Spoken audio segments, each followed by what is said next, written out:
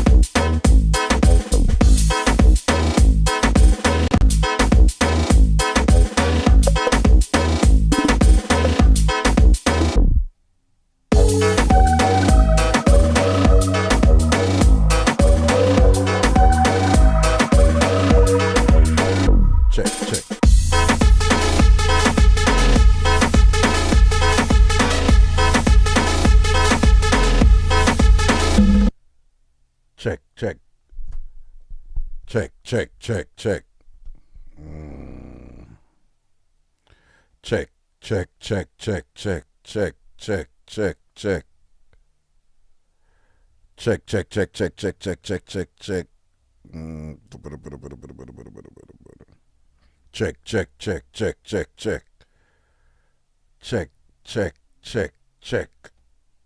All right, man. Go and work with that and see what's up.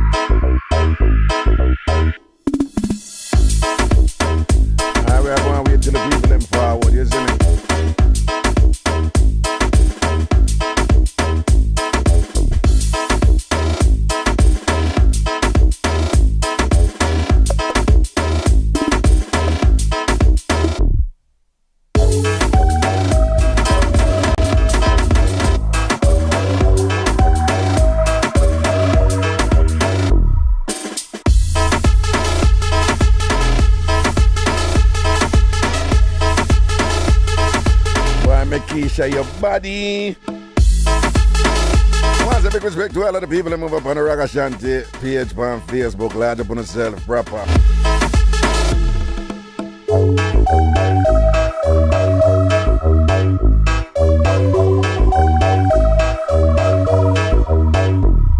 Yeah.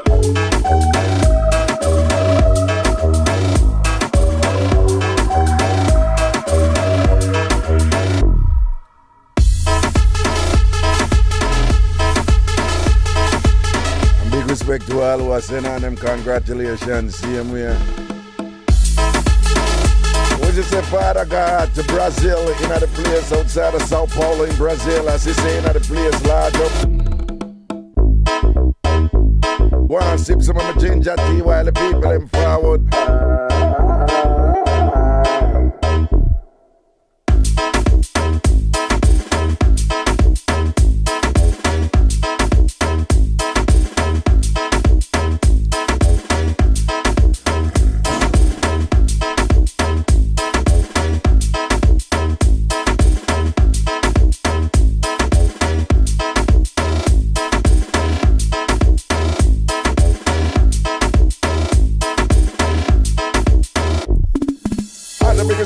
The TamFam TV, man.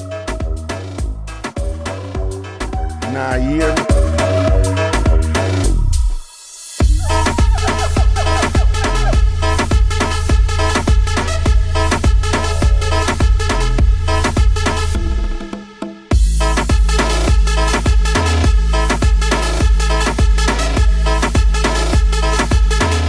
Hold on, make I...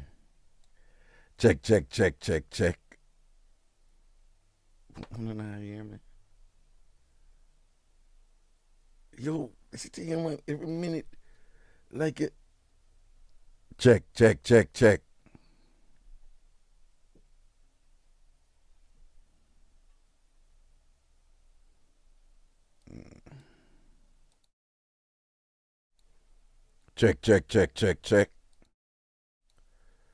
Why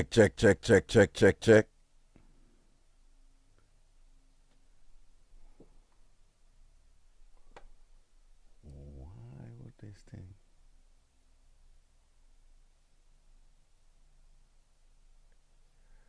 Oh, now hear me.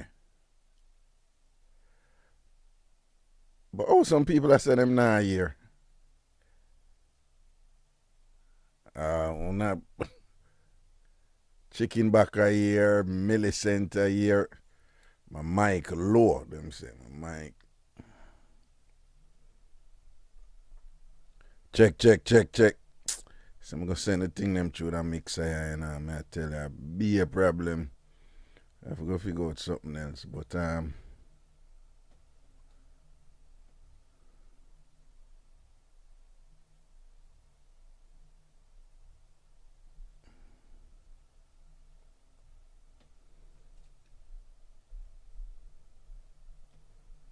hold on there. Check.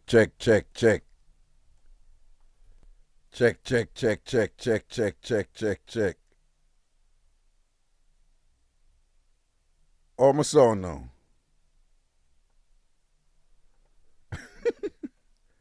Oh, my son now. Now you hear me?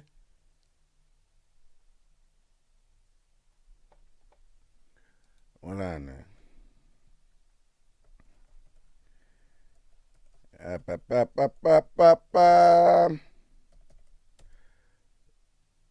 Now you hear me now?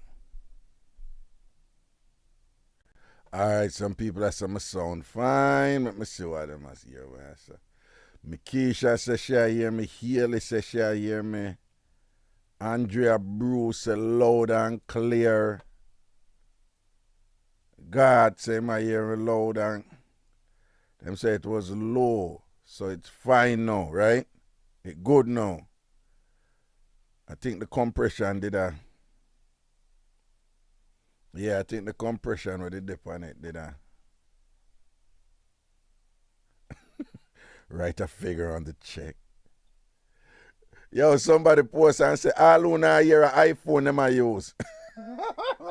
And the war start. When you say a Galaxy I do it now. Alright, it look like everybody are here now. Make sure sound like as you know come in, just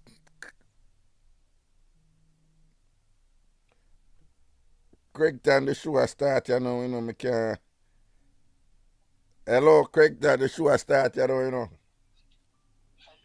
now come on YouTube, me the background music, but no mic. You see amount of moving now come through here. No, but the people them a hear me on YouTube, man. Them say them a hear me loud and clear, Papa. Alright, let me refresh and come again. name because they on the trailer drive. Alright, cool. All right. All right, nobody else no call. We don't want nobody because sometimes when this happen, people think them can. Me don't want to my answer correct and my cousin Sarah says she's hearing me loud and clear on YouTube. Sarah, darling, how are you, sweetheart? You know your cousin love you, you know. So, nah, man, there's something wrong with your thing, Craig. Something not going on with your. Alright, so I have an iPhone and a Galaxy. Two phones I have, you know. I have my personal phone and the phone I use for this. Well, a two phone use for this, but one use for WhatsApp. I know it. Yeah, man, the people them say, Craig Tan, them say if you let go the blackberry the way you still have here. Craig Tan, the people them say if you lower the blackberry the way you still have work with dog.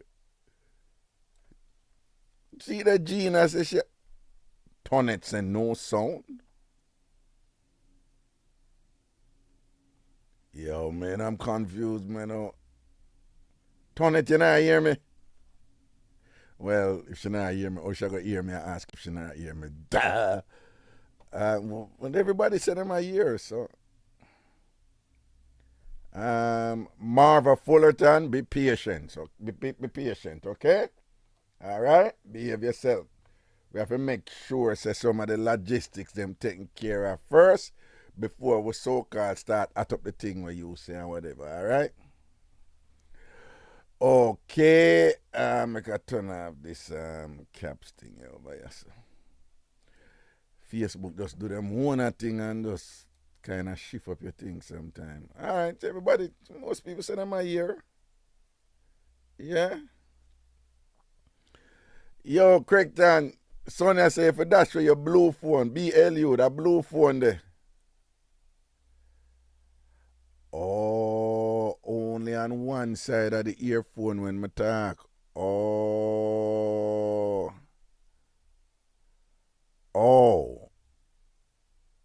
Okay, so it'll come out mono. All right, people, thank you for that. Because, yeah, you're right, you know.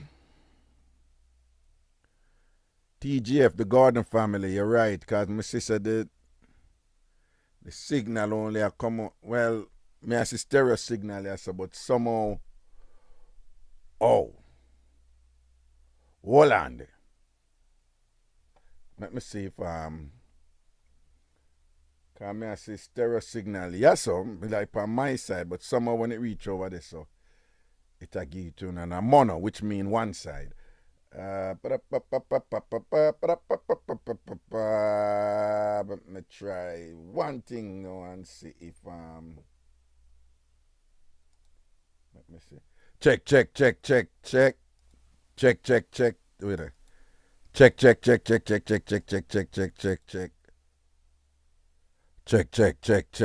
Check. Whoa. This thing I really check.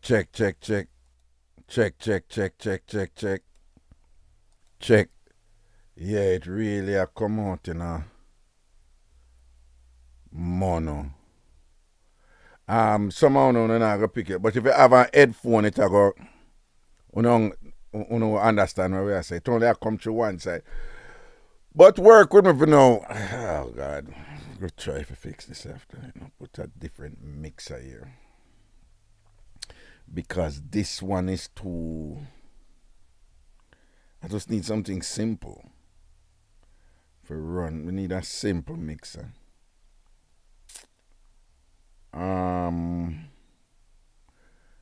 Don't worry, me I go Craigton say I'm good now. Tonnet says she good now.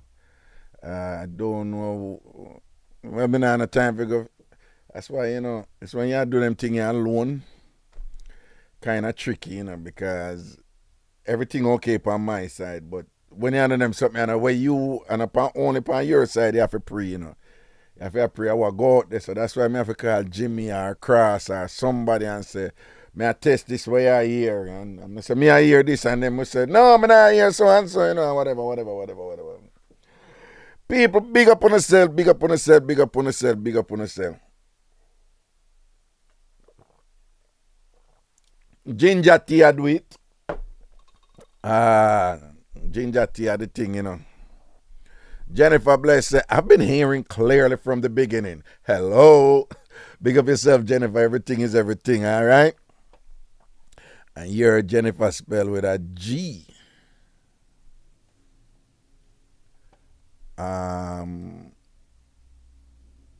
Okay. Okay. I'm going to just say something that is interesting. First of all, again, I want to thank everybody, you know, read the torrent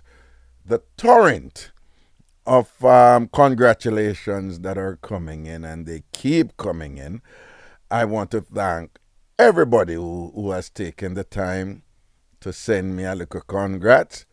Again, I am very, very grateful that so many of you are appreciative of my achievement. And, you know, I just want to say thank you. And sitting. Okay, me just double check, yes, so, and double check, yes, so, and double check this. So again, just want to thank you all who are sending in, you know, your congratulations and things with respect to my achievement. Well, I'm going to turn off that something over here. So.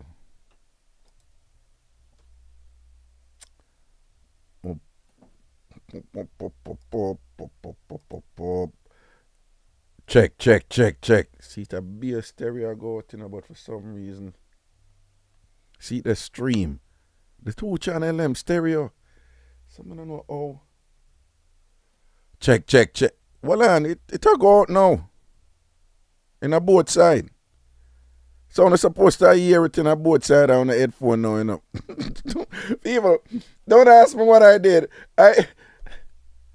I went, well, you know, settings and thing and doing in the audio, and I just select up the channel. And everything I go out stereo now, so I'm supposed to hear it in a both side on the headphone now. If you're not here, whatever. Something works. Sometimes you just got to click and tinker. But in the right area, you know, you have to tinker in the right area. And then, as my mother would say, and let the Lord take over. All right. Big up on yourself, people. Again, thank you, everybody who has been sending congratulations. Appreciate it and thing. For those of you who have been already asking me legal questions, just want to remind you, I am a lawyer. Once you successfully complete law school, you're a lawyer, but you're not an attorney. You're not yet licensed to practice law. It's basically that, you know, it's a 2-stage thing, right? So you have to go to law school, right, to learn, you know, the requirements that will make you eligible to take the license. In other words, you cannot go for the license until you're a lawyer. You have to be a lawyer before you can go get the license to become an attorney.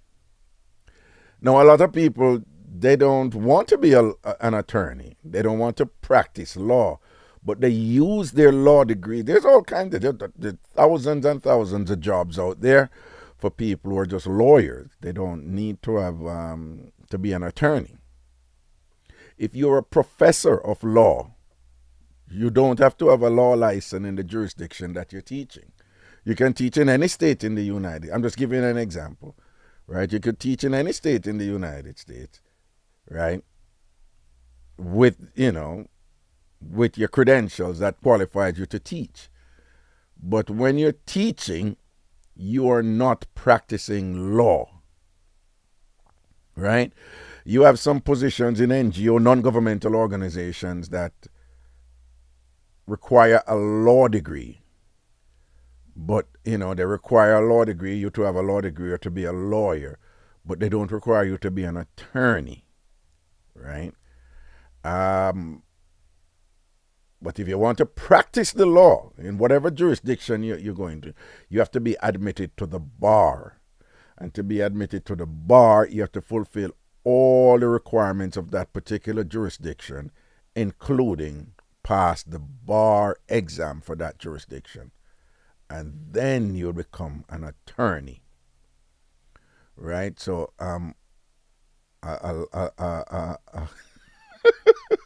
Sharon Harris, Raga, that cup the bigger than your head. Which mean the cup must well big because my head big. You know, big nose, big head, Raga proper.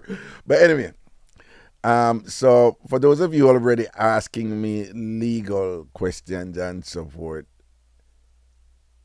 not only I cannot answer them, they're illegal. It would be illegal for me to answer them because I'll essentially be doing so. I'll essentially be engaging lawyering without yet having a license. Right? So, and then some of you are,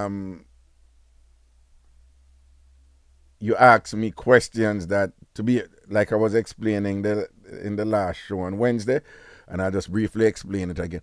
Some of you ask questions in such a way that I don't answer them because just to educate you on something, as I did on Wednesday, just to reiterate it, there are certain questions that if I answer them, it would be tantamount to you retaining me as a lawyer. And then I'll have certain obligations, legal obligations, potentially legal obligations attached to that, immediately on answering the question in way. Let me be a little bit more specific. There are certainly you asking certain questions that if I answer them, and then you go and do something based on what I answered, I can be liable. Right? And again, there's certainly you're already asking me certain questions. And the way you ask the questions, if I answer them, and then you go and do something based on my answer, if you should something happen in the court and, opposing counsel ask you, so why you do that, and then you go say, no, but I never mean it. The intent wasn't to harm or the intent wasn't to so and so. I ask Raga, and Raga tell me say so and so and so and so and so. The court can subpoena me. I say, you did answer so and so. Then me no go say, no, me keep a talk, show them, they just ask a question and da. Were you aware that the question was asking what would be the ramifications if so and so, and what should I do and whatever that is? Aren't you aware that's what the question said? Yes, Your Honor, that's what the question said.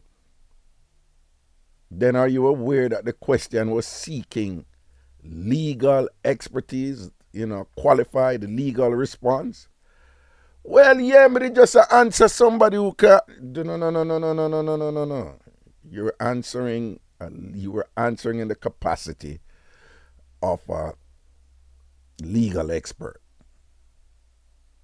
The minute you answered, the way you answered, you became the person's lawyer. And I'm just sharing this with you just so you know that it does happen to people, right? This is something I learned, in school. And them give the case and different people with happened to and thing. And it was one of my wow moment. It was one of my wow, like, damn, you have to be careful what you say to when people ask a question, man. Whatever, okay? So just keep that in mind. But again, I'll be taking the bar at the end of July. And that's just taking the bar, right? You have to pass the bar. After you pass the bar, there are certain other qualifications you have to do. And then you apply to be admitted to the bar. So you have to pass the bar exam. But even when you pass the bar exam, that don't mean you have the license. They don't play here. They don't play here. It's not that, in terms of the procedure and the process and things like that, right? I mean, you have to pass the bar exam before you can apply, including in New York, every state is different. You have to do the New York law exam and the New York law course, and you have to do 50 hours of volunteer lawyer work, legal work, you know, they call it pro bono work. And thing, and you have to put that together, and you have to do this whole other something, and then you apply. And then the most senior court in the state, in this instance, it's the New York Court of Appeals, they will review your application. And after reviewing your application, they will decide if you should be admitted to the New York bar. So until I am admitted to the bar, I cannot engage in lawyering. Now let me qualify that. I can work at a law firm with a lawyer, with an attorney. So I can do that. Yes, so let me just qualify that, right? Which I may do until I get the results of my bar exam and my application to the New York bar. So what that means is, please, people, don't ask me any lawyer questions. I cannot answer it. And again, it's a precarious thing, even in just engaging in discussions with you. I can talk about the law like I'm doing right now. It's a talk show. It's not you coming to me. It's not one person coming to me and asking me a specific legal questions or whatever. It's a talk show. So there is no assumption of confidentiality, and there certainly cannot be an assumption of an attorney-client relationship, because I'm not an attorney. I'm a lawyer. I'm not yet an attorney. All right. Right. So, you know, but again, thank you, people. Yes, California is the hardest bar exam to pass. Okay, for those of you who don't know, California is the hardest bar exam to pass. And then, but New York is up there. New York is, I think, is in the top 5 or something like that. So, you know, I forgot to do my work, don't it? I forgot to do my work. So, all right, people. So again, thanks to all of the congratulations.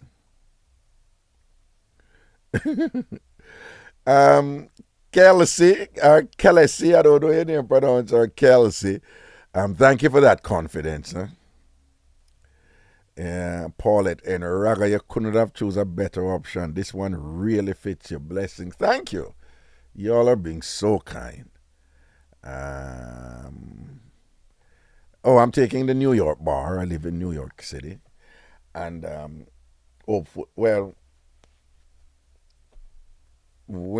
if you pass the New York bar exam, there are other states that function in the universal bar exam consortium, and you can waive into those states.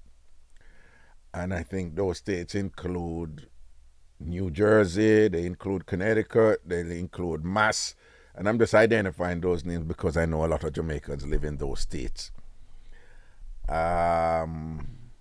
And they include a whole bunch of other states. It doesn't include Florida, which a whole bunch of Jamaicans live to and things like that. But I have to do my work, you know? I make sure, because I'm telling you from now, this exam will probably be the hardest exam I've ever done in all my academic career. Because the bar exam is no joke. It's no joke. Just imagine being tested on all areas of the law, every area of the law, and including the history you talk about from, you know, the earliest of cases and things in terms of constitutional law. You're tested on constitutional law also, and things like that. So it's just the volume, you know, that the work. Yeah, and I don't probably know by now. I can't really work, you know. I can't really work, but it's the amount that, you know, that was a challenge for me through law school. Wonderfully made, Blue. Big up yourself, you know. Blessings, you know. All right, blessings. What will be your area of focus? I'll be able to do law. Well, based on what I'm targeting, I'll be able to do law in a few areas. But the one that's leading is immigration law. That's the one that is leading. That's the one that I think I'll be doing more of. But I'll be able to do real estate law, anything to do with closing on houses and stuff like that. I'm going to avoid commercial real estate or just do the basics there. Commercial real estate is just so super complicated. But and then I also like trust and wills, which is commonly referred to as estate planning. That is what you do with how you manage and dispense your money. When you establish your will, testate, right? Or if a problem should come up with what is referred to as intestate dispensation of resources. If somebody died without a will and you think you're entitled to some of what they left, or if somebody's challenging you, with what you think, you should get and whatever, there are all sorts of legal issues there that that I like that law, I like that law. And so you have intestate and you have testate under trust and wills.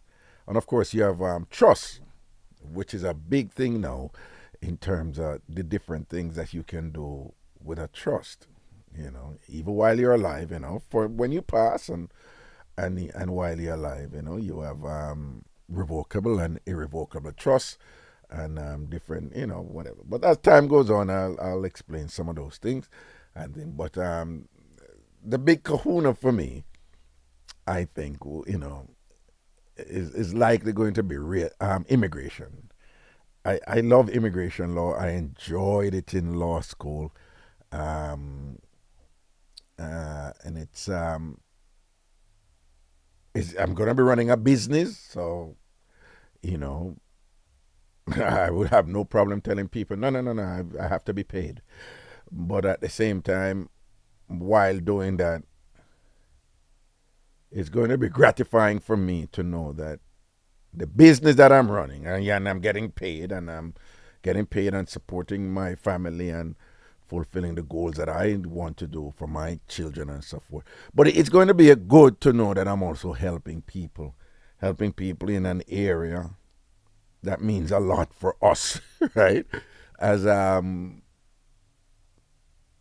people who, many of us were originally from the Caribbean, but many of you listening to me, you're from Jamaica.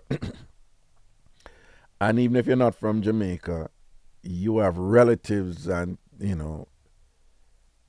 like the immigration issue is such that I'm a citizen of the United States, many of you are citizens, but many of us, we became naturalized citizens.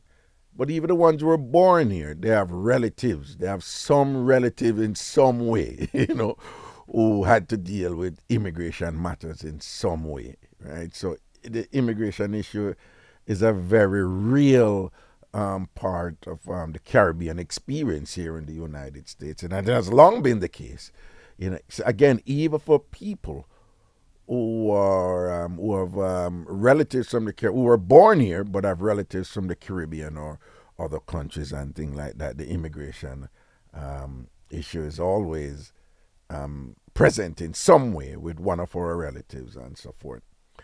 And I don't need to tell them about all that's happening out there now with immigration. You see what's going on in Florida, where it's not only Latino people are there, lots and lots of Jamaicans are there, and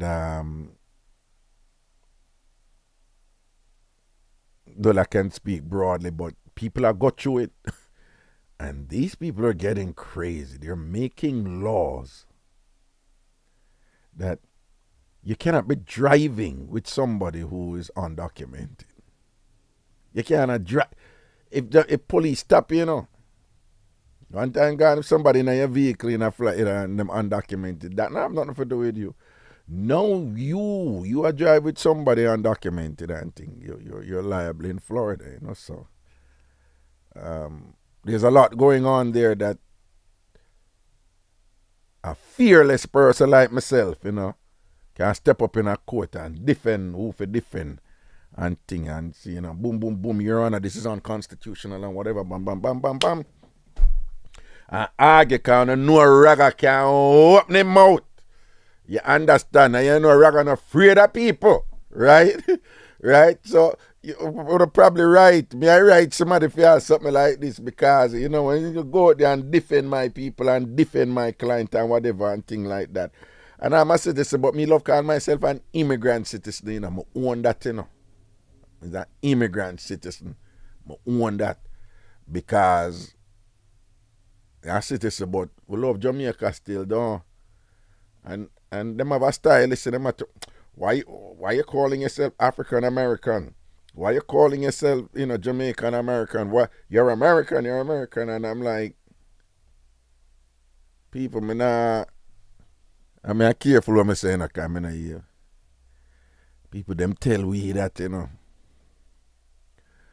But in a film space, them do the same thing too, Right? You notice one of the biggest parade in a New York City are the Irish parade, whatever. You understand? The people here, them American, but look at the people who love and defend Israel, Look at people who, the Italian American, them affinity and connection with Italy is just strong and them proud of that. Right? The president talk about Irish heritage, Biden and things like that and whatever. So them do it too. They do it too. But now, man, when people from the African diaspora do it, I we them have problem with. Me proud of Jamaica. I'm very, very still proud of Jamaica. There's something me can't take with Jamaica right now because I outgrow certain things and I accept that too. But, certain foolishness where we grew up, I believe, as man and all them things there. But there's a lot of other things too where we still subscribe to. And I'm proud. I'm proud of I'm proud of the country I was born. And nobody is going to convince me that two things can't be true at the same time. I can be proud of my country of birth and still, be thankful and proud of the benefits I have here as a U.S. citizen. But I'm well aware that there's a climate out there where people are attacking people if them look certain way and come from certain other places, As Miss Amanda did say, why are we bringing these people from the shithole countries here? We need people from countries like, he said, Norway and things like that and whatever. But so hopefully people like me, as a lawyer, as an immigration lawyer, will see how that work out. I'm being honest with you, and I'm already getting quite a few offers, So I'm not paying nothing on mine now. I focus on the bar and do the bar and thing. And then after the bar, I have an exam for those September 14th, right? The New York law exam, NYLE, September 14th. Then on September 16th, without knowing the result of the bar yet or the result of the New York law exam, I want to have a big celebration, shebang. So I want the whole I want to save on the date. Save the date, September 16th, right here in Queens, New York. I'll tell you the venue. And I want the whole I want to just come out and think. I'll be doing a comedy set for you too, for making a laugh. And sit. So this is going to be great. So it's just be one big celebration, one big party in celebration of Ragashanti becoming a lawyer. I'm wanting to come. I'm just going to let loose. Because people, the last 3, I'm telling you something, man, the studies, give thanks to Miss Cherry, some man now start big up them mother and thing and whatever because she met boy there and I met boy, say boy bright, right? As she backs boy and a boy head back when boy at school and Gert boy, I met boy, I understand. As she walk around proud every day when she was alive and tell people, oh, him bright, you see? Him a bright, him have the brain in him bright, you see? And she go on. Boy, I be telling people, I don't have regret in her life, I don't have no regret in her life Several times gunshot fire off of me. Me get stab up people. Me go Constant Spring jail, Stone Hill jail, Halfway Tree jail. Me did in about 4 or 5 different boys home. Enough thing reach me on road and thing get beat up people. All kind of thing reach me and whatever and I mean I have no regret except one. But Nah, man, I tell you, John, no, man, enough time, I just wish the whole lady did there. You see me? I just look at one day. But she never should have been 80 this year, 25th of April is her birthday. Oh, by the way, people, don't do that. Don't give out those particular. Well, don't do it here in terms of the people who are going with identity theft out there. These are the things them use and them take and them can use and do cross-referencing and them something. But my good. But she would have been 80 this year, but I'm looking weird there. Yeah, man, anytime I make a major achievement, particularly when it relates to this whole thing that, Raga, you're bright. You're bright. I mean, just know, say, I'm a mother, like 16 or something there, Does that tell me every day I'm bright? She should tell me every day I'm bright. So there was no question to me when I'm not bright, because my mother that tell me every day I'm bright for 15 years where she exists, well, not quite up to the 15 because she died before my 15th birthday. But still, she make me know I'm bright. So in times of crises early when me did want to straighten out my life and whatever, so what me I gonna do now? Me just know somebody gonna do something where bright people do. Because my mother did tell me that from birth. Nobody could tell me otherwise. My mother don't set that in on me and plant that in on me. You're bright. Yeah, hey, every day me tell my people them say them bright. And them say you're so bright. Whoa. Yeah, man, I saw the thing go, man. Legacy, man. Right, so anytime I have the major transition, when me get my bachelor's degree, when I got my master's degree, and when I got my doctorate, my Ph.D, and now my law degree, she come to the fore, And, I look at something, I said, boy, I wish my were there for see this, Because, say, should I just feel nice and, that look at something there. And of course, for take care of her and them look weird there, and make sure say she alright and, but one of them look at thing there and you give thanks, same me and, right, I know it's all about for take care of our grand them, Yeah. And it's all about for have fun with Uno, the TamFam, Tambourine family, and now in a position where I can be an advocate for some of you, in terms of who may need my assistance. Now, I'm going to look at pro bono work, help a couple of people who need help and who don't have it, but me not going to tell you that. That's one, right? And two, me I telling her from now, because my son look at things start already and whatever. I went to what is considered a pretty good law school.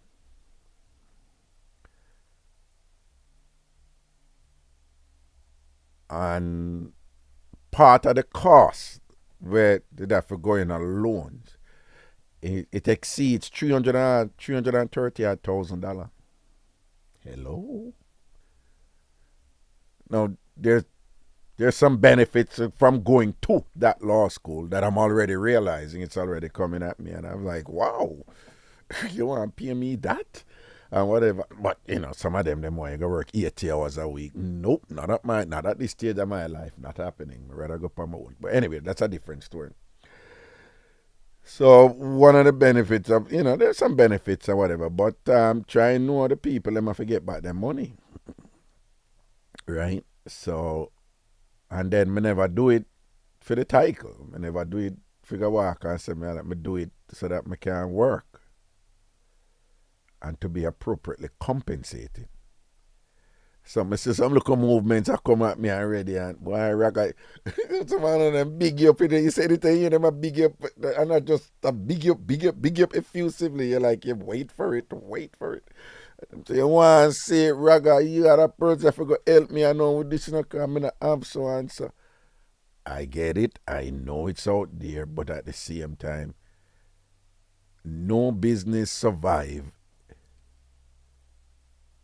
if it's not generating income. None. I will not be able to take care of my obligations, including to my children, if my business is not generating income. Right?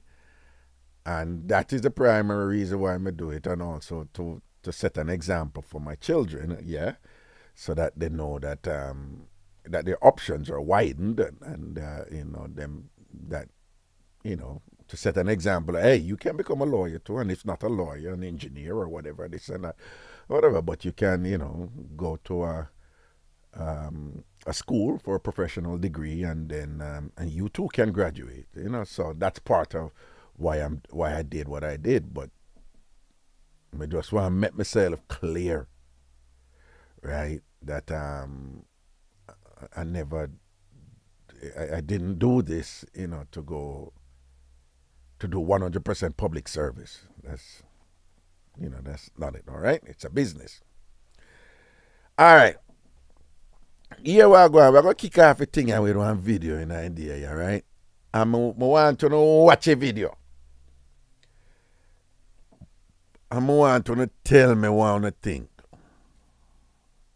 Right? I want to tell me what I think, yeah? When I say about September. September is best month, man. I want to fight it for. The school, man. Yeah, my birthday is September 6th. My daughter's birthday is September 2nd.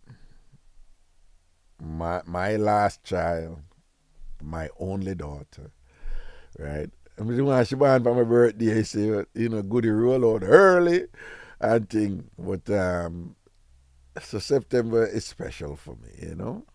So I'm looking forward to that. All right, hold on, let me get the video, you know. Another a-hole for refusing to pay for my... Hold on. Okay, bring this up there, so. All right, so let me bring over this thing, yeah. All right, people, I want to know watch a video, hear what a brother here say, and then make we talk about it on the other side, or you can call him about other things we want to have and thing. Meds. Another a-hole for refusing to pay for my stepdaughter's wedding because her real daddy is the one that's going to walk her down the aisle. So let me tell you guys about my stepdaughter, all right? She wants her real daddy to walk her down the aisle. Now let me give you a little backstory on me and my stepdaughter. She just graduated from university, which I paid for. Now, she went to an in-state university, but it still cost me about $40,000. Now, I also bought her a car. I bought her a car straight after high school. That way she could go back and forth to school. I bought her a car. She still lives with me and her mother. She does not have a job. Now, she's set to be married on August the 8th. And for the past 6 months, that's all her and her mother been talking about doing. Being occupied with, being consumed most of their time. Now, her daddy, he don't contribute to not 1 cent on her. Not her education, not child support, which is partly her mother's fault because, you know, she didn't fight for that. I guess that's just what the settlement was. And he only around to make promises. I do that for you, I do this for you, and then take off. And then she'd be heartbroken. But she adores her father, right? So, like I said, she's set to be married in August. And the wedding venue, I told them they can have it in my home. The wedding venue can hold about 250 people, right? Now I said, hey, I got a list of 20 people that I want to come to the wedding. I'm paying for this at my house. I want these 20 people to come. Do y'all know Saturday, I see one of my friends at the golf course, right? He's supposed to come to the wedding. I'm like, hey, I'm gonna see you at the wedding, right? He said, I only got an announcement. I didn't get an invite. I'm like, nah. I'll let my girlfriend and stepdaughter know to send out the invitations on these few people, and you're supposed to get an invite. He said, I got something, but it was an announcement. So we walked to his car because I want to check, right? And sure enough, it was an announcement. So I went and talked to my girlfriend and said, did you invite those 20 people to the wedding that I told you about? Man, she didn't invite none of them. She said 250 people was a little tight, and I don't think we can get your 20 people in there. Man, I was pissed. And the people that were supposed to come, they pissed as well. Then she's gonna say if any of the people that we already invited don't RSVP, then we'll get some of your people in here. I'm like, what? Man, that's crazy, man. Don't even worry about it, man. I'll just be mad. All right? So now, the crazy part about it is, when I check the invitations, they don't even have my name on them. They have her real daddy and her on the invitation that I paid for. I paid for these invitations. How you got a real daddy on there, her mama on there? Cool. Couple days later, I'm hosting the venue at my house, hosting the wedding family at my house, okay? It's me, stepdaughter, girlfriend, groom, and their parents, right? Trying to help everybody get real acquainted. Then a surprise guest shows up. My stepdaughter's real daddy. And I'm like, you know what? You know, look cool. He probably just coming to the wedding, right? But tell me why my stepdaughter proceeds to stand up and announce that her real daddy is giving her away at the wedding. What? The wedding that I'm paying for in my house? The daddy don't do nothing for you? Is giving you away? Oh, and they were just so happy and smiling. Oh, yay, great. Inside, I was fuming. Inside, I wanted to cry or punch somebody. Probably wanted to do both, honestly. So I took that time to stand up and give a toast as well. I said, you know, I owe the groom and the bride a deep debt of gratitude because they have opened my eyes tonight. Oh, everybody at the table was just smiling. They have let me know that my position in this family is not what I thought it was. Oh, you should have saw the frowns, man. Now they mad. It done got serious. I let them know I am not the godfather or, you know, the head of the family that I thought I was, the loved one that would be seeked out in times of need. Nah. I realized I'm an ATM. Yeah. So, since I have been replaced as host of the wedding, I shall be giving my financial duties to the new host. And I will back out monetarily. Yeah. Yep. Now, after the announcement, a whole lot of snickering was going on around the table, right? A lot of mumbling, but they didn't say anything to me. Nobody addressed me now. Now, later that night, tell me why my girlfriend gonna come to me talking about how I'm ruining so much. How I'm ruining so much for backing out, and how her daughter ain't gonna have her dream wedding, and how her daughter ain't this and that. Okay, well, it's apparent that I'm not family in this family. So the family should take care of it, right? That's my stepdaughter. I mean, it ain't even my stepdaughter, really. It's my girlfriend. I just happen to be around her for the last 10 years. But tell me why the next day, my girlfriend trying to show me how much I'm ruined, right? She takes me to where they planning the wedding, and the wedding planner showed me, you know, all the things they got going down, everything they got set up. I look at the venue. They got some father-daughter dances, right? 3 songs. All of them cater to her real dad, not me. I looked at the food they got. 2 of the dishes got stuff I'm allergic to in it. I just started laughing. Like, they want me to pay for this? His name on it, not mine. His songs, not mine. The food, I can't eat the food. And the 20 people out of 250 that I wanted, they can't even come in my house? Wow. Okay. It's wild, man. So I went on ahead and let her know I will not be there, and neither will my money. Yeah. And they will no longer be at my house either. And you will no longer be at my house or your daughter. Because, yeah, I'm not family. I'm not even important enough to be put up on the brochure. It's crazy, man. Yeah.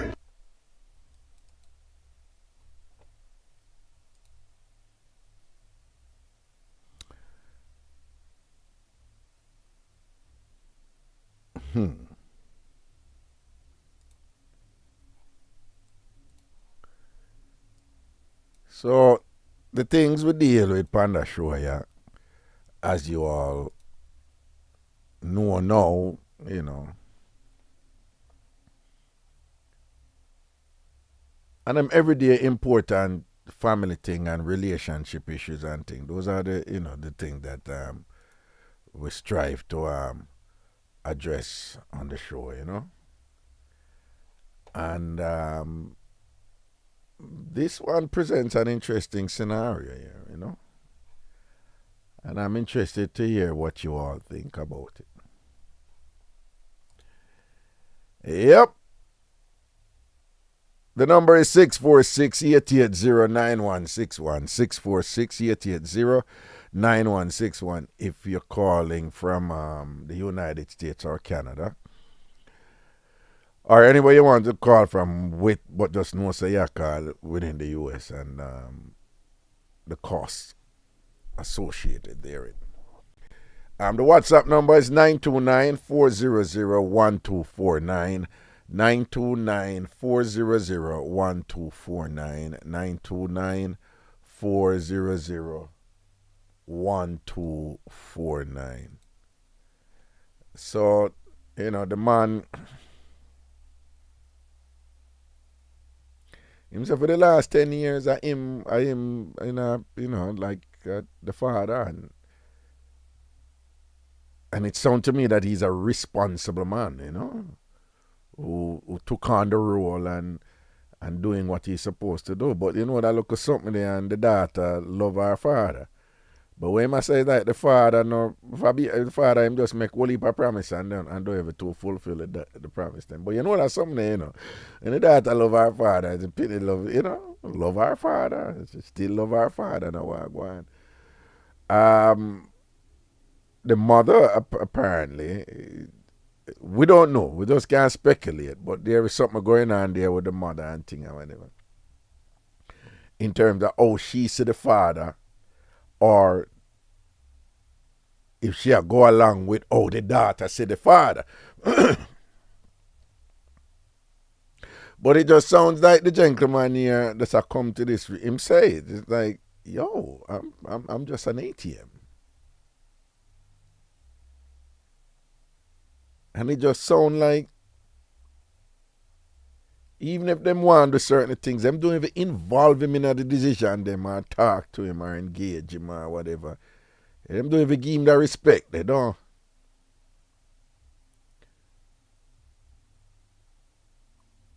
And there's a lot more going on there, obviously. But let me hear what Una have to say about it now. Or anything else you don't want to care about, but that are the video where we are kind of meds in the day and thing, alright? So give me a call. Shama said the mother still love the daughter, daddy, and his people. Sometime that go on, you know. Yeah. Sometime that go on, you know. All when the man walk list, there is something about that one there where them still like, you know. Or you know that's something there, you know, him and the father, you know, you have some people, some mothers, you know, them that's something there, you know, the man and the father, him and the father and my children, you know, and them just sit a bond there in a certain way, you know. So you have the element there. And him, you know, he's obviously not pleased. So, and when you're not pleased and the position where him in, you know, he might go say certain things where, you know, the father, where, you know, where it's not necessarily the full picture of the father. So, the father could be a nice guy. You know, the father could be a nice guy. We don't know. In other ways, you know. But, I could hear one say, hello. Hi, Roger. Wagwan. Medea.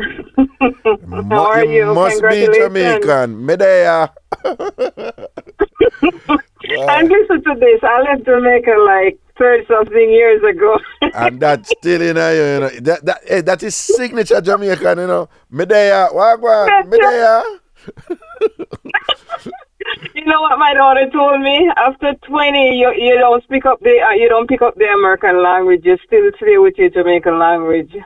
Well, many of us do, don't? Mm-hmm. And guess what happened? Her birthday is September 8th. Oh, your daughter a good somebody, man. Your daughter a good somebody. She rough like crazy. She could be like my mama. She what? She what? She rough. Mommy, don't do this. Mommy, don't do this. Mommy. I said, are you my mother? She come me like me mama. Yeah, some Virgo women can tend to be like that, you know, domineering and controlling. I want to tell you what you have to do, you know. I tell you. But what And the men too. No, the men are very understanding. What you talking about? The men are very understanding. The men, Virgo man, them too nice. When those you ever take up for them? I wonder why. I don't know. Anyway, just want to congratulate you on your success and wish you all the best, you know, in the future. And you say, don't make nobody use you. Right. Blessings, man. Blessings, man. Yeah, and about this thing here, I think everything is so disrespectful because the guy is there for them and they should respect him, you know. We understand that the father is there, but he have not done anything. And if this guy didn't do it for her, she wouldn't be strong and be the woman she is right now. And the mother and she need to respect him. But and I think he did the right thing, you know. You think him do the right thing? We say, listen, I'm not going to leave my house then. You think him? Yeah. You think it deserve to go that far? Yes, because that's disrespectful. The man is spending his money and it's like nothing is there for him. He's like an outsider. And I don't appreciate it. It's coming from a woman, and trust me, if I say that, you know, I'm not, you know, being partial, but what the daughter and the mother is doing is wrong. Do you think the daughter and the mother know so they might do something wrong to him? I don't know.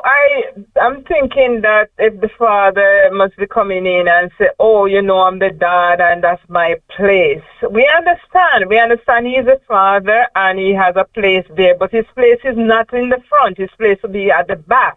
Because first and foremost, he didn't do anything for her, and this is the man that does everything. So they should acknowledge that, you know, he's not our father, but he was like a father to her, you know. Well, let me get down to the nitty gritty of how this thing I usually play out in a real life. Here's a difficult question for you. Despite him not being there and whatever, doesn't it say something that the daughter still love her father like that? What is wrong with the daughter still loving her father? What is wrong with that? I understand that she still loves her father, and he did not take away that love from her. He did not. So it must be relating to her in a way where she love him and things. So, you know. But I'm saying, even if he's going to be representing some place in it, don't be being the upfront. You didn't contribute nothing, you know. So you have to understand, you know. It's not that we're taking him out of the picture, but he needs to put himself somewhere, you know, and let this man be in the front page. No, let me ask you something, though. Do you really think being the biological father, you don't think so? Is it there something to understand here that said the biological father have a right, even if him not upfront in general, him have a right to be the first priority for what? I'm going to phrase it another way. Is a biological father's eligibility to walk his daughter down the aisle, is that dependent on whether or not him did I support her more than her stepfather? Yes, it is, because guess what happened? You sure? Okay, go on. I can tell you, my daughter, my husband came into my life when my daughter was 8 years old, and he was the one who was there for her right through until she finished high school, she finished college, and her father came to the graduation. And then he was trying to do exactly the same thing that is going on now. And guess what happened? I put a stop to it because, first of all, he's going to look at me and he would think that I set up with him to do what he's doing. He's the father and he came in. But guess what happened? During this time, the stepfather was there, everything, all along. Right, and then true. you have to give him that respect, you know? Right. So what you say? So it's not the stepfather was there all along, right? True, right? So what, at the graduation, where biological father did I try? What did I do? I push up himself and what? It was, oh, you know that I'm coming all the way from London and he's trying to push up himself, you know? And I stop it. So what you said to him? What you said to him? I said, listen, this is not your place. This is your daughter's place. And whoever's supposed to be up there with her, that's my husband. Because he was the one that was there from the moment you left her. Wow. And he's still here with her. And, you know, you have to give him his place. Right. And he stepped away. He stepped away. And we respect each other for that. And that's all the guy's asking. That is not that you don't want him there, or the guy doesn't want him there, but the guy just wants them to acknowledge that he's the one who is paying for everything. He was the one who was there for her from the beginning. Don't you think I'm right about that? No, you see, you're right. You know, you are right. But you see, the way of them things are usually play out, I guarantee you. And you sound like a reasonable woman, because, and let me tell you something, I'm just be clear about this. I respect how you stand up and you defend your husband, not because he's your husband, because you have said it repeatedly. Right. He was the one that was there right through from our biological father left. Because when me say left, you know, it means him never involved in her life and never did it for her, right? Am I correct? All right. And your husband was there. And him do the right thing where a real man supposed to do. You step up and you be that father for that child and whatever, and give her guidance and protection and provide for her, right? And then now on this pivotal and significant moment in her life, no whatever, Mr. Man want to come just turn up and then him want to come be daddy of the year, right? And then I ignore your husband who did that all along, and you step up and you defend him. So I understand that, but you know some of them people are still out there, and at the end of the day, if I never feel the real father, he would even have the daughter who dead, and you know, and the daughter love her real father, and you have to make the real, you know, you have some people that gonna make them argument there, but me see where you are come from though. That don't make no sense, because first of all, love you understand that he love her, right? Yeah. But love can't put in a pot and boil. Every night when she gets home and something to eat, who is there for her? The stepfather, right? Your phone break up a little bit just now. Talk again. Right, I said we understand that she loves her father and he's the biological father, but and you know, love can put in a pot and boil at evening time. Right. Yeah, it's the stepfather doing all of those things. Right. And we have to acknowledge that he's not her blood, but he's like her blood. If he's not there for her, who is going to be there for her? Right. You know, because you have a lot of men out there, they're doing the same thing. They have their kids and the stepfather is growing them, and they don't see them as nobody. They see them like stepfather. It doesn't matter. Stepfather is like a father. Although the stepfather blood not running through her, is like a father. No, I wouldn't even say like a father, you know the saying. Or he's a father. He is the father, you know, but you know the saying when them say any man can help to make a child, but making a child is different from being a father and being a parent and being there, and you know. Me, right. And to me, if you're not taking care of your child, you're a sperm donor. Correct. You know what I'm talking about? Right. Yeah, of course. Yes. So that's how I feel. So you think the mother to wrap it up so somebody else can. Right. I'm sorry. Blessings. No, so I'm just curious. Yeah, I'm glad somebody else can come and give their opinion. You have a good holiday and God bless you. Blessings, man. Take care. Here, put us. All right, good. Thank you. Bye-bye. Why, you see that stepfather, stepmother, something there and thing and whatever, and some people have some absolute rules with it, but you can't just have like a blanket rule, with those things, you have to examine each situation and see what the dynamics are in each situation and who was there and who wasn't. Who was there and who wasn't. You understand?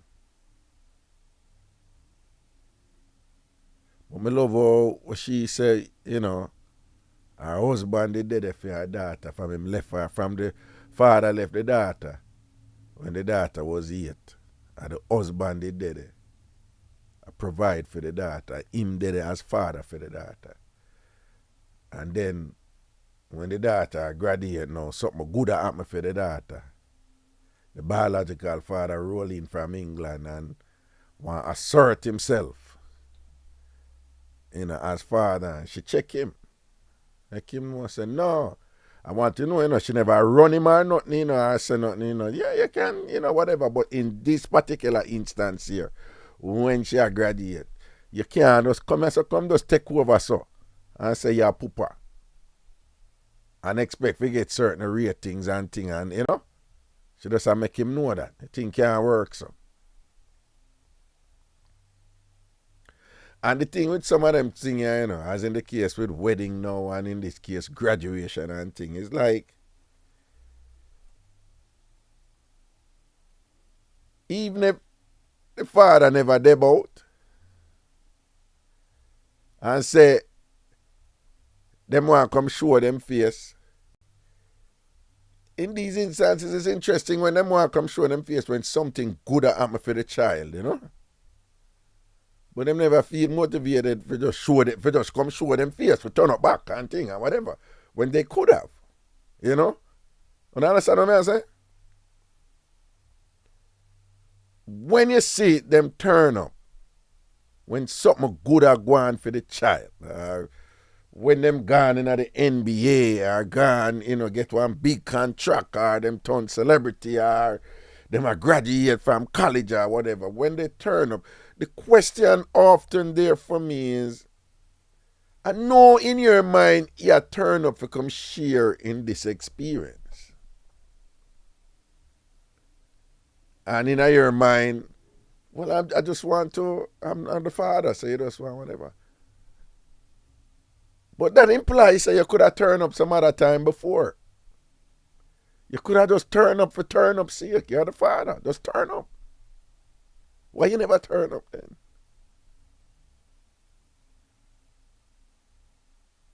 When them not turn up, when the pitney did sick and all them something, they never turn up. When the pitney go through some serious wants and needs and things, them never turn. Them could have turn up them time they don't.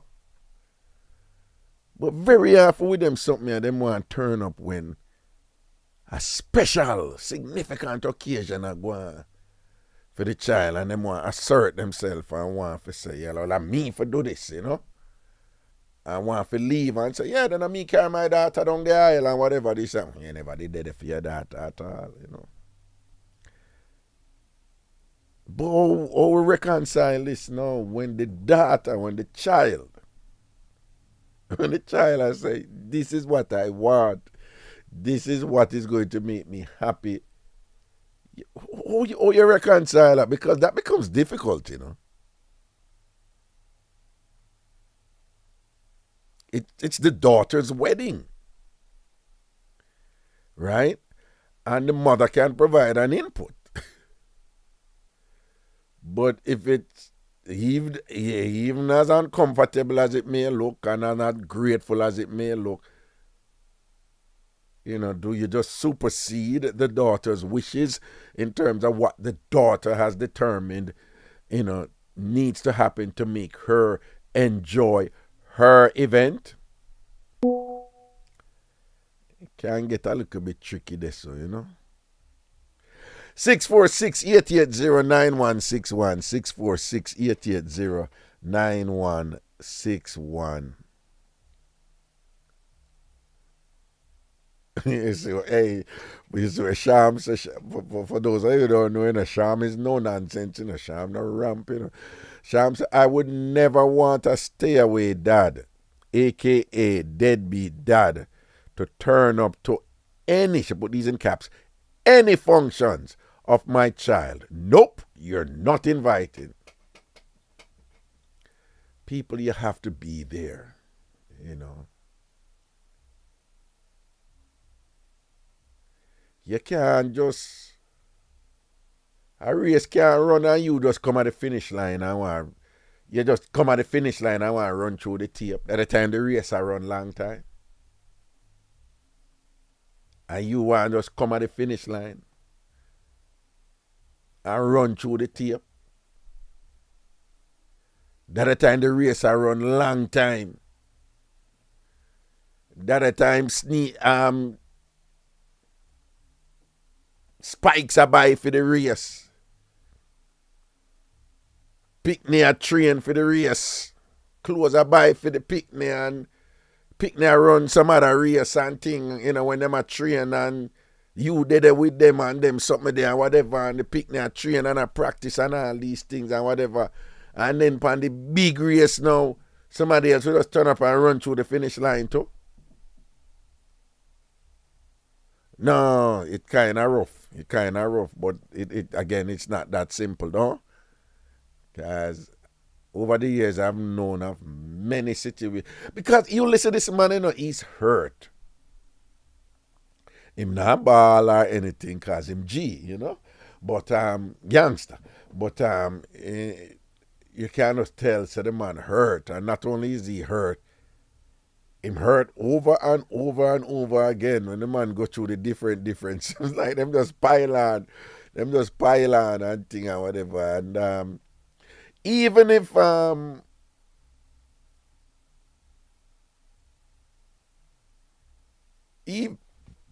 even if you know, something work out or whatever, where you know that after some discussions or some consultation, you know, him say, all right, walk down the aisle with your father because it's not even about your father. You love your father or whatever.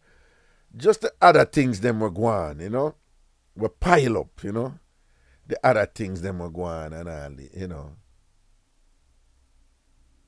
The man say, remember, you know, him have the daughter, you know, like a female daughter, you know. So the man said for the 10 years, you know, he might take care of her, you know, as a father.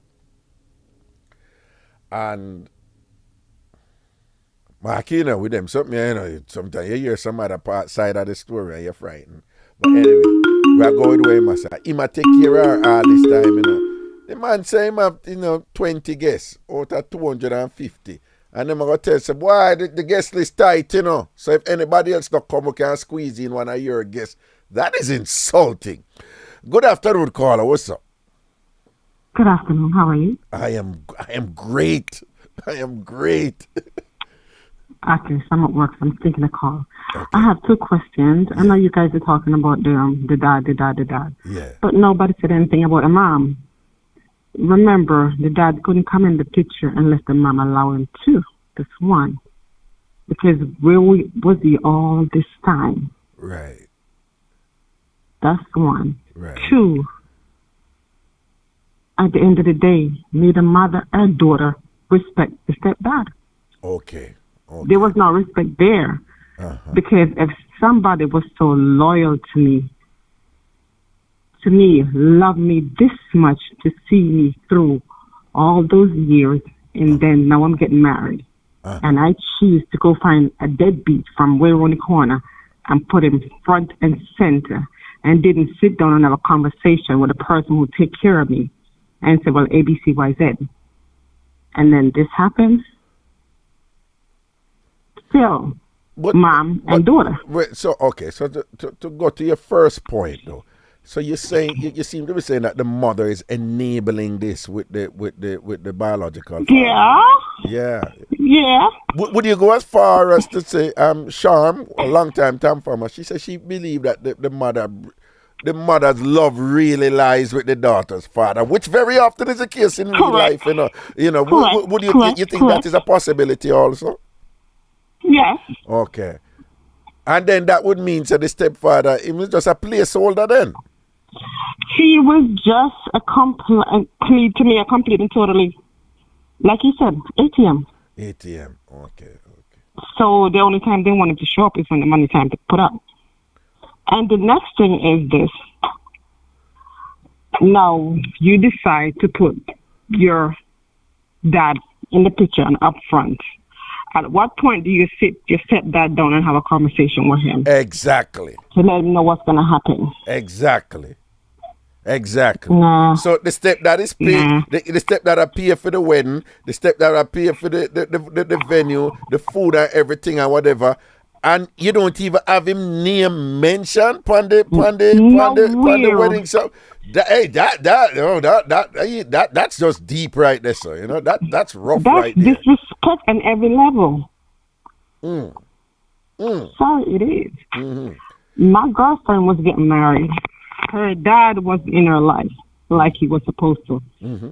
She see him maybe once, twice a year, if she's lucky.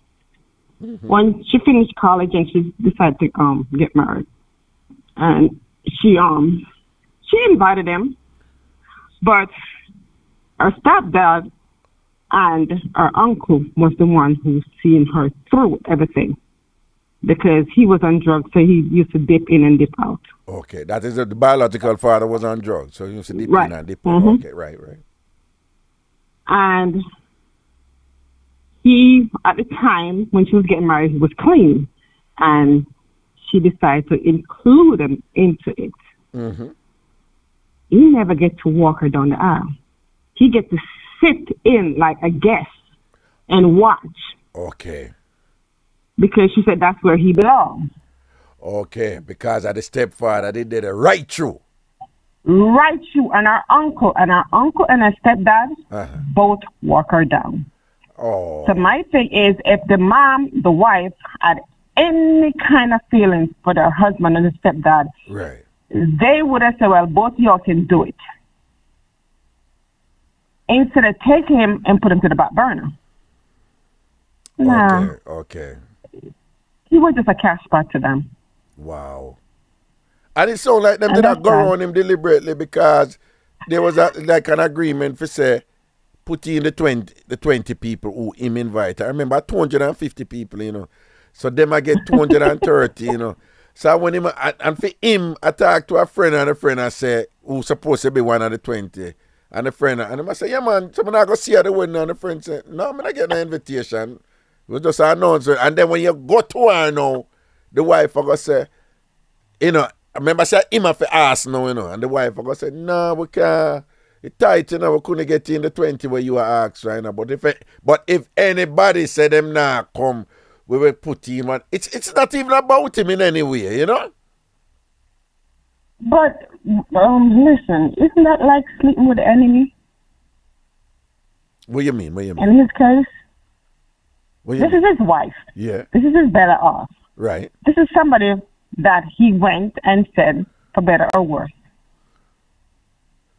Right. That means we're going to be together until better or worse. Right.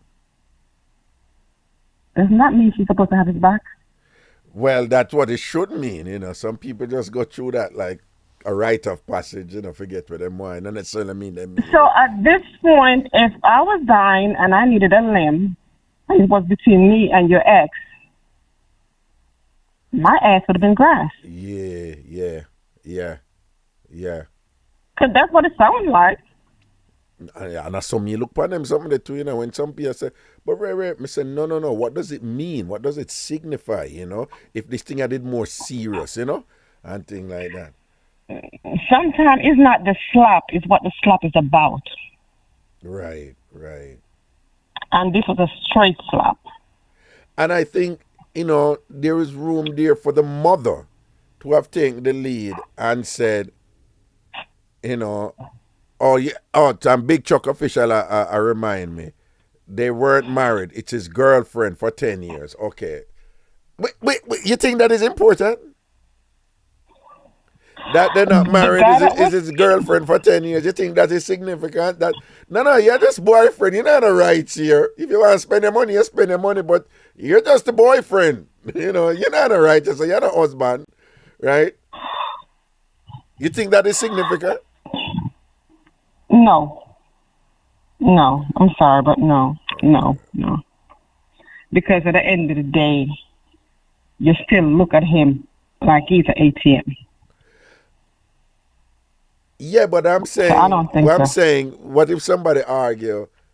Well, You're you saying put because yourself in another he's position, not the you know, real your father. boyfriend, you know, whatever. You know. Hey, let me tell you something. You see them something. You see when you start to unravel them, you're frightened if she want married and him no want married, or if him want married and she no want married. You know, some interesting things usually come out when them thing when you start to, you know, take a deep dive into these issues, or if it's a counseling situation and you start ask questions for you're frightened if you know what they're on the back burner and thing and whatever, and some things are going and this and that. And so you don't think there's a credible argument there to say, yeah, me understand why you're a big man, but you're just a boyfriend. Yeah, but then at the end of the day, you was only loyal to my money. You wasn't loyal to me. Who? The girlfriend or the wife or whatever she's in. She was loyal to the money. She wasn't loyal to his him. money, to his money. Yeah. But me I say is, what I'm saying is, what if he's input himself in another position? Yeah, I don't think I'm making myself clear. What if you know somebody he's the one who volunteered to take care of all of that without asking all that's what you're saying. Yeah. Why if him consistently put himself in that and say, he will do this, and that. And then she go accept one thing and whatever. You think that there's a credible argument? They just say, big man, we really never had an arrangement for say you have them ratings still, here. I would say no. Because at the end of the day, respect still due, right? Respect still due. Okay, all right then. All right. At least that's how I look at it. No, well, that is what we're here to do, to share different perspectives, you know, and interpretations, you know. No, respect still due. All right, then, respect still due. We hear that. All right. Yeah, when my stepson got married, it was me and his mom was there. Is what? Because respect still due. When my stepson got married. Did he say step friend? Hello? Oh,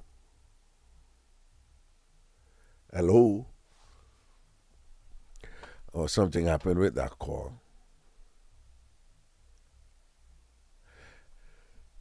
But I'm not sure if the caller just now said step friend. Probably that slip in a linguistic slip there. But I'm wondering, you know, because him saying girlfriend of 10 years, you know. Stepson. Stepson. It's a stepson. Yeah, because a lot of women, you know, them have this thing where.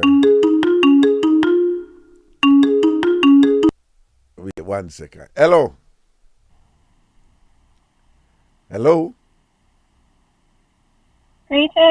Greetings. Hi, Raga. How are you? I am doing really, really, really, really well. I'm very thankful. Indeed, you should be. Okay. To God be the glory. Very happy for you. Congratulations again. Thank you.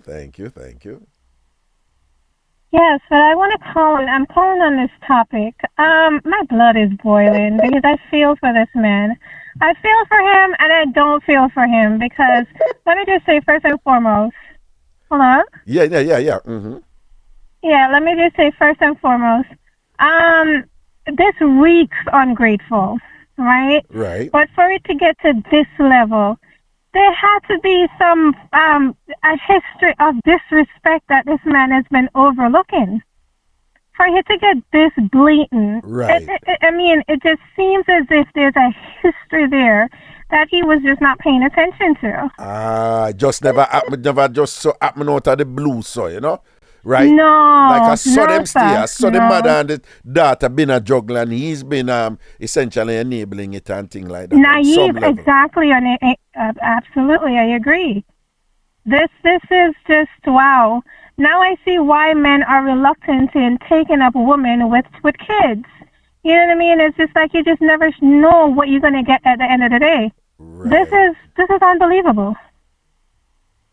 And to be clear, I know it may sound redundant, but like, what are there anything in what he said that was just particularly galling for you? I mean, all of it. Everything is just very jarring to me. All of it. You know, is there some room there? It's understandable why she would want her real father to walk down the aisle with her, or you just think it's just a definitive no deal there, that the biological father has absolutely no say, and that the daughter should give him no say. You know, what about that part there?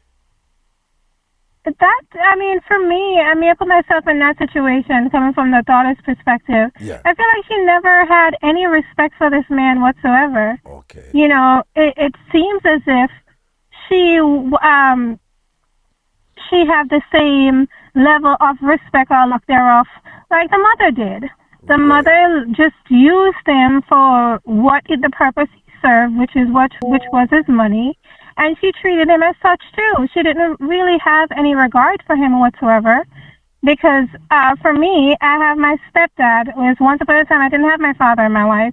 My stepdad played a very pivotal point in my life. There's no way when I get married, I'm not going to include him in the wedding. That, you know what I mean? It it just shows that there's no respect on both parts, neither the mother nor the daughter. The daughter emulates the same level of respect she see her mother display to this man, which is not none. I think that is a critical point, you know. I think the daughter, and let me just say, I don't know the details of this thing, but what I know is generally in this situation, the children follow the parents' lead.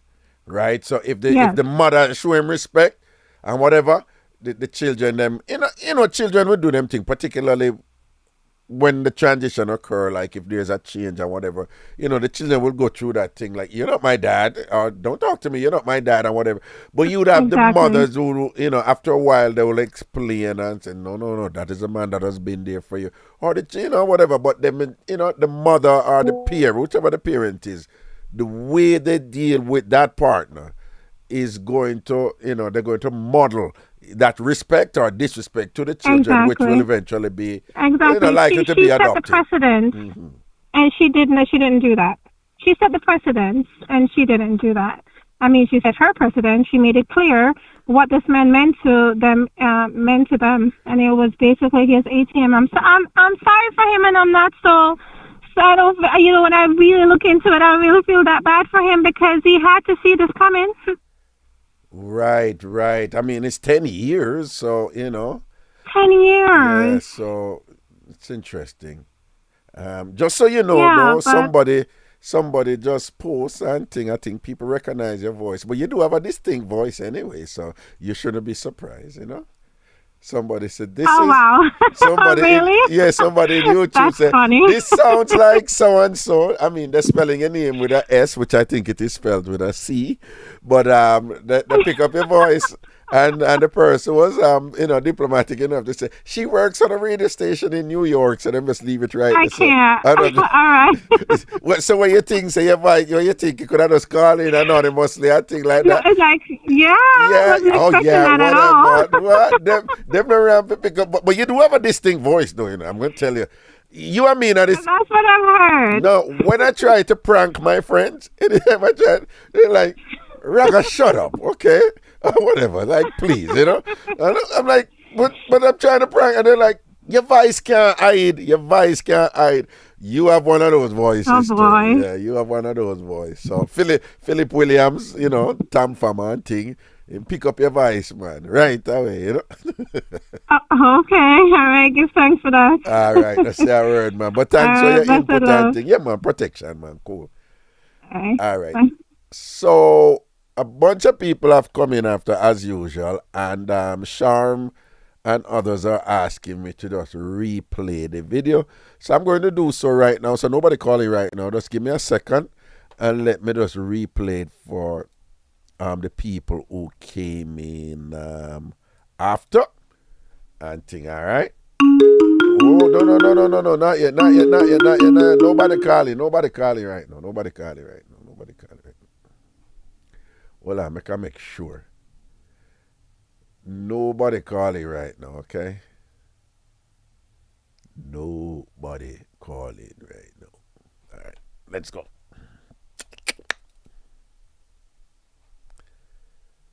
I'm the a-hole for refusing to pay for my stepdaughter's wedding because her real daddy is the one that's gonna walk her down the aisle. So let me tell you guys about my stepdaughter, all right? She wants her real daddy to walk her down the aisle. Now let me give you a little backstory on me and my stepdaughter. She just graduated from university, which I paid for. Now, she went to an in-state university, but it still cost me about $40,000. Now, I also bought her a car. I bought her a car straight after high school. That way she could go back and forth to school. I bought her a car. She still lives with me and her mother. She does not have a job. Now, she's set to be married on August the 8th. And for the past 6 months, that's all her and her mother been talking about doing. Being occupied with, being consumed most of their time. Now, her daddy, he don't contribute to not 1 cent on her.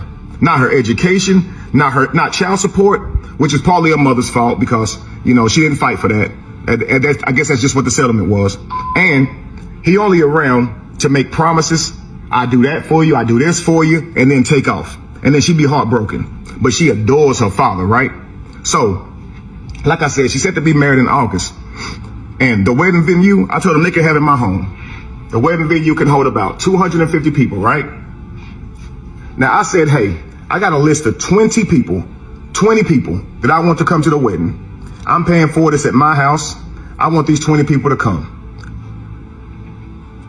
Do y'all know Saturday, I see one of my friends at the golf course, right? He's supposed to come to the wedding. I'm like, hey, I'm gonna see you at the wedding, right? He said, I only got an announcement. I didn't get an invite. I'm like, nah. I'll let my girlfriend and stepdaughter know to send out the invitations on these few people. And you're supposed to get an invite. He said, I got something, but it was an announcement. So we walked to his car because I want to check, right? And sure enough, it was an announcement. So I went and talked to my girlfriend and said, did you invite those 20 people to the wedding that I told you about? Man, she didn't invite none of them. She said 250 people was a little tight, and I don't think we can get your 20 people in there. Man, I was pissed. And the people that were supposed to come, they pissed as well. Then she's gonna say if any of the people that we already invited don't RSVP, then we'll get some of your people in here. I'm like, what? Man, that's crazy, man. Don't even worry about it, man. I'll just be mad. All right?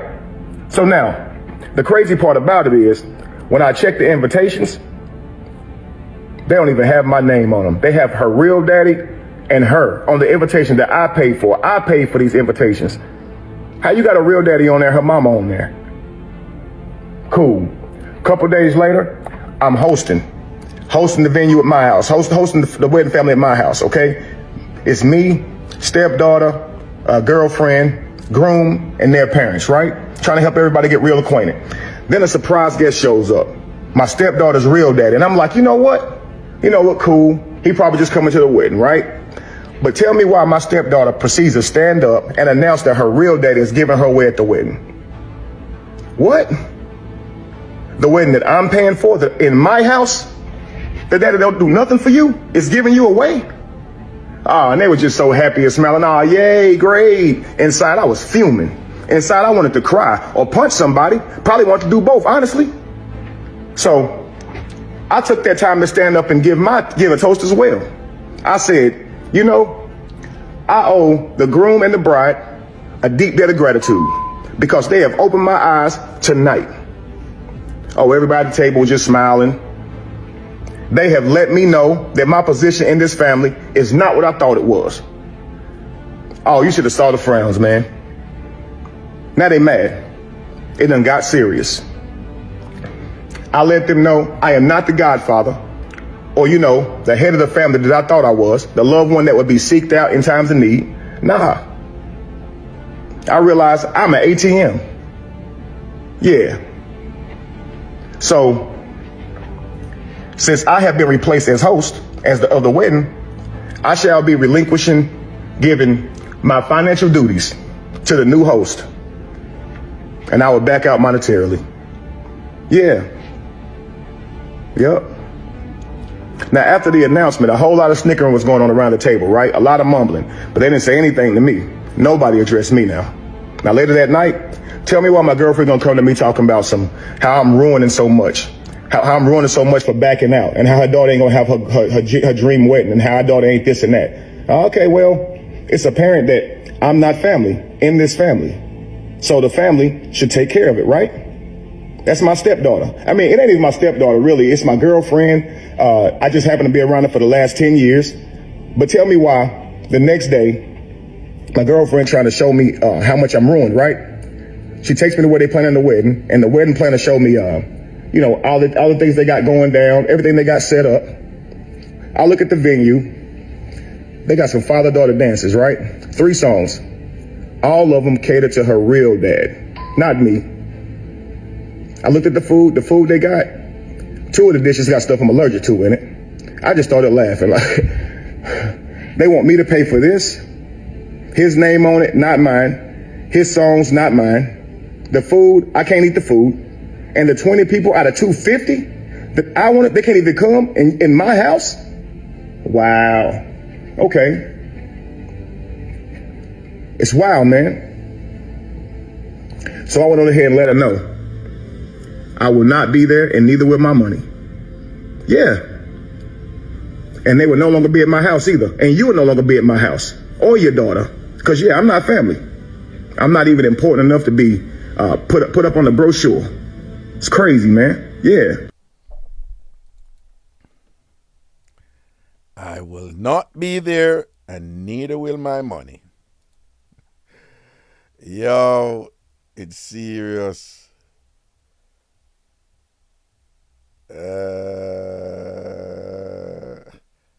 Liquid say he obviously has a lot of money. He plays golf, buys his stepdaughter a car when she graduates from high school so that she could have a car when she goes for university, paid for her university and whatever. He's been really providing, yeah. I mean, that's significant. And, the truth is, sometimes, people beat man and say some man mean and all them something there, whatever, and them not do nothing and ray, or whatever.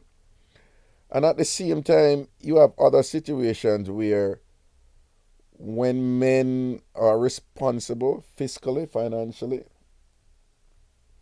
the attitude of some women is like, but you're not supposed to get thanks, you're supposed to. You're supposed to do that. So they're not as appreciative, not care how much the man, they don't know how hard the man have to work for that, they don't care about that, You're just supposed to do what man supposed to do, you're supposed to pay for everything. Hello. Yes, hello.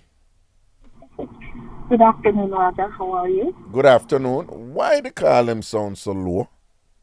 Anyway, go on. I'm so sorry. Can you hear me now? No. Is a general? Are you on speakerphone or Bluetooth or earpiece? All right, I have you on speaker. I had you on speaker. Okay, may I hear you better now? Indeed, yeah. Okay. All right. Good afternoon, Raga. First of all, congratulations on your newly found career as a lawyer. Okay. And I hope that you make the best decision on whatever specialty you would like to invest in. Okay. And I know that you're going to do great things with that. Okay. Is there a particular specialty you think that I'd be good in? All right. If you want me to be honest, yeah. Because I know you have a philanthropic part of you, but at the same time, what you said earlier, you need to make money and you need to have a business. So I'm not a lawyer, yeah. But I do know some people in law. Right. And, you have some specialty where you can make a whole heap of money, and then you have some where, it's still a good position, you're still a lawyer, but right. it may not be as lucrative. Right. So, I think as a main specialty, I have a feeling that you're going to probably do entertainment lawyer.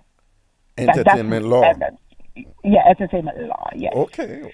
But I think as far as pro bono work or work on the side, Yeah. I think that's where you'll probably do the immigration law thing. Because, I mean, I think when it comes down to immigration law, I mean, you're probably more, versed on it than the general public, but it just seemed like it kind of depressed you. Some of the things that you have to go through and the cases that you have to go through and stuff. So I can see where, maybe at your age and, your, stage in life, you probably want something where you're comfortable or whatever. So it might just be entertainment law or real estate law. And then, if you want doubling on the immigration, something you might just do that, as a side work. I mean, I enjoyed entertainment law. That was one of the law I studied in law school, and I enjoyed it. It's not what most people think it is. It's not like this glamorous lifestyle or whatever. It lawyers solve problems. Lawyers we advocate for clients. So, and then when we are advocating, very often an issue, a matter is presented, a claim is on the table and things. So, but entertainment law, I liked it too, particularly in ways in which I could integrate it with Jamaica. And I had some ideas with Ghana also. So you never know. But somebody like me have to be careful because I'm an ideas guy. But you never, ever want to be a teacher of many and a master of none. That's true. That's not That's good. Very true. Okay, so you have to be careful. And I can be susceptible to that, so I have to be careful. But thank you, though, for your input and things. So, what you say differently? Mm-hmm. All right. So, this topic, I think it kind of struck a nerve for me, mainly because, and I'm sure there's other women out there who understand where the guy is coming from, but at the same time, in the daughter's case, I'm not take up for the daughter or the mother, but I know what it feels like to want to have a daughter-father relationship. And even if you have a stepfather in your life who will take care of you and do things for you, it's like you still have that childhood fantasy to, have that father-daughter relationship with him, that you see on TV and in the movies and stuff. So I think for me, hearing that story, it just made me think about maybe in her case, the girl, the one that's getting married, that, she yearns for that little, memory or even a piece of that possible memory of having her father be there and have that emotional connection with him in such a very sensitive, moment in her life, her getting married. So I feel like maybe she just want to have that daughter-father thing that she never got, probably as a child, and that's probably the closest experience that she'll have to that. And maybe that's why she's making him make all these, or be a part of all the decision-making. But as far as the man, and this is kind of the segue that I wanted to get into, is the one thing that I heard that, the whole time he was talking, when he mentioned his girlfriend. And I know, and this is coming from somebody who's recently divorced. Mm-hmm. You have some people who say marriage is just a piece of paper. It doesn't define a relationship. Mm-hmm. But Raga, I can say 100,000% that if that man was married to the woman, mm-hmm. I'm sure that he would have much more say in the things that are happening with the wedding than if he was just, in his case, he's just a boyfriend. And to just be somebody's girlfriend for 10 years, we don't really know a lot about his relationship with the woman. Right, that's the thing. We don't know the details behind it and thing, but it's still, they've been together for a while, and he's talking as if We're a family. He keeps saying family. Exactly. But then at the same time, Exactly. I said girlfriend for 10 years. So Him as the girlfriend, yeah. that is what I was implying, that, you're the friend. If you hear the other side of the story where you may hear something or whatever. Because there's a possibility, that the mother would have liked to get married. So, all right, so the mother would want to marry him. And him not want to marry her and things. So, the mother mind, but who my problem you end up getting married to the daughter father, or him not really want me like that. So let me just make sure I preserve what blood relationship exists over here. So, but be careful now, because I've known a similar situation where it's the mother who never want to get married. It's the mother who never want to get married, which will reinforce what he has been saying. If he wanted to get married, for example, and the mother never want to get married, then she just really use him as an ATM and thing and whatever, because it's convenient, if that is the case. But it's interesting that he keeps on talking about family and the respect he deserves and what he has been doing and all this stuff and whatever, and but at the same time, you're a boyfriend. Exactly. So you see, when people are saying, it's just a girlfriend, the marriage and a tie is just a piece of paper and a tie. Titles, honestly, Raga, have a lot of influence when it comes down to decision making. Hold on. Titles have a lot of influence when it comes down to decision making. Elaborate. From a legal, from a legal standpoint. So you see, when it comes down to certain decision making, so from a legal standpoint, if you want to get one house, or if you have a family member that they are incapacitated, they go into like an accident or whatever, and you have to make a decision about their health, or anything that has to do with money or something like that. Right.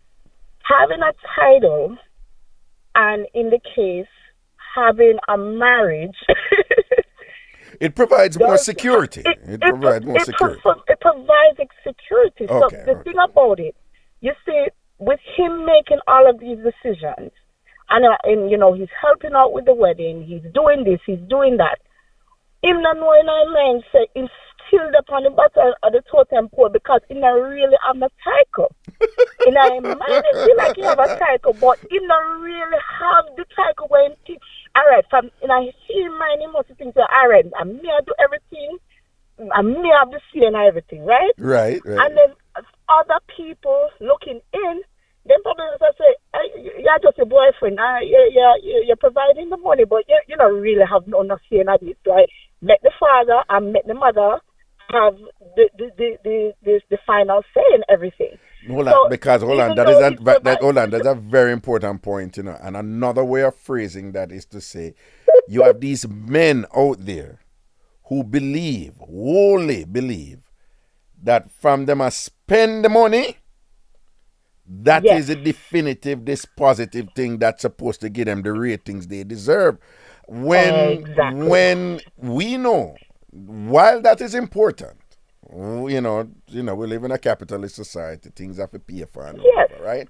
And whether you have the money or you don't have the money can determine how comfortable your life is to a thing. We know that. Mm-hmm. But we also know that is a fatal mistake on the part of men who out there who often end up in relationships and think that them must spend the money but them not there with the woman, but them think they must spend the money but them not there, and that should be enough. The woman supposed to happy because must spend the money, and the woman is like, but you're never there, or spend the money and thing, but you can't even relate to me. You have no compassion, or spend the money but you are verbally abusive, or spend the money but you think you're better than me, and you always talk down to me, and bring me around your friend them or whatever and thing like that. So who to tell, because remember now, everything we him present, is about money we must spend. If you notice it's that, if you talk about other things and what we did and how much we love each other and how I care and my heart earned. So if female thing is about when spend. So him could nobody not really know the nature of the relationship between him and the stepdaughter. Nobody not really know. All right, even though what them do is wrong, Yeah. Well, I'm it's sure wrong if from we what he has hear to them presented. side, would I hear from something Right. where It is him not wrong. really Hold on, want hold on. it. It is wrong from what he has presented. Right. So, Yes. but you're saying it could be what? If they told their side, Yeah. whether the stepmother or the daughter or the stepdaughter, if they gave insight on what is happening outside of the money they're spending, the emotional support, the nature of the relationship between the mother, and also the nature of the relationship between him and the stepdaughter, I feel like we would have a more well-rounded insight as to why they are doing something. Because honestly, rather, As to why them are treat him so, no? Why them are treating them not even putting just like the other caller, what she said. Why the two of them can't walk down the aisle together? Or you have one do halfway and then the other one do the other half. Them have things like that. So it's something. It can't just be the way them do it. The way they're doing this guy is not right. As far as a monetary aspect, he should not be spending everything and then just taking out all the decision making. But at the same time, the nature of the relationship. Because even when him are calling girlfriend in girlfriend, you have some man, even if they're not married to the woman, they would say, oh, that's my partner, or my woman, or my girl, or no, something. them say wifey, them say wifey, them not married, but them still say wifey. Wife, yeah. No, girlfriend, when you think about girlfriend, you think about one or 2 years you're there with the woman. When him say girlfriend, it just don't strike well to me. So I'm not. So when you hear him as a girlfriend, it not sound right. It not hit you right. No. Something that is so yeah. Interesting. That's why I said from a legal standpoint, if you're married to the woman, make sure somebody have more say and more influence on the decision making for the wedding. I just feel like that because he's at the bottom of the totem pole and he don't even know it. He poor thing. Well, you say him at the bottom of the totem pole and him never know it. In reality, knock him right, you know. And I go back to what the caller before you said. It's like she blame him too. And she says a disrespect against him, but she blame him too because she say kind of tying with what you are say like this not just atmosphere. That disrespect here where I come at him, it's not just atmosphere. Something had to have been going on all this time in terms of or them a treat him and then for him. This is just kind of like an accumulation of everything right now, Mm-hmm. Yes. I mean, it's sad, but, whatever him decide to do, or the doctor, and he just should just take himself out of the picture. Because even if them decide to, all right, we're going to put him, in the invitation, or we're going to announce him, with whatever speech they end up doing or whatever, it still is not going to take away all the damage that was caused during the preparation. So I don't see anything good coming even forward after they get married, if they even get married, the daughter, the stepdaughter. But to be clear, though, you're saying though that you brought up an element that you want to bring to our attention, which is that there is a thing, if you could just kind of elaborate a little more, where there is something there where, as a mother, you want that daughter-father relationship.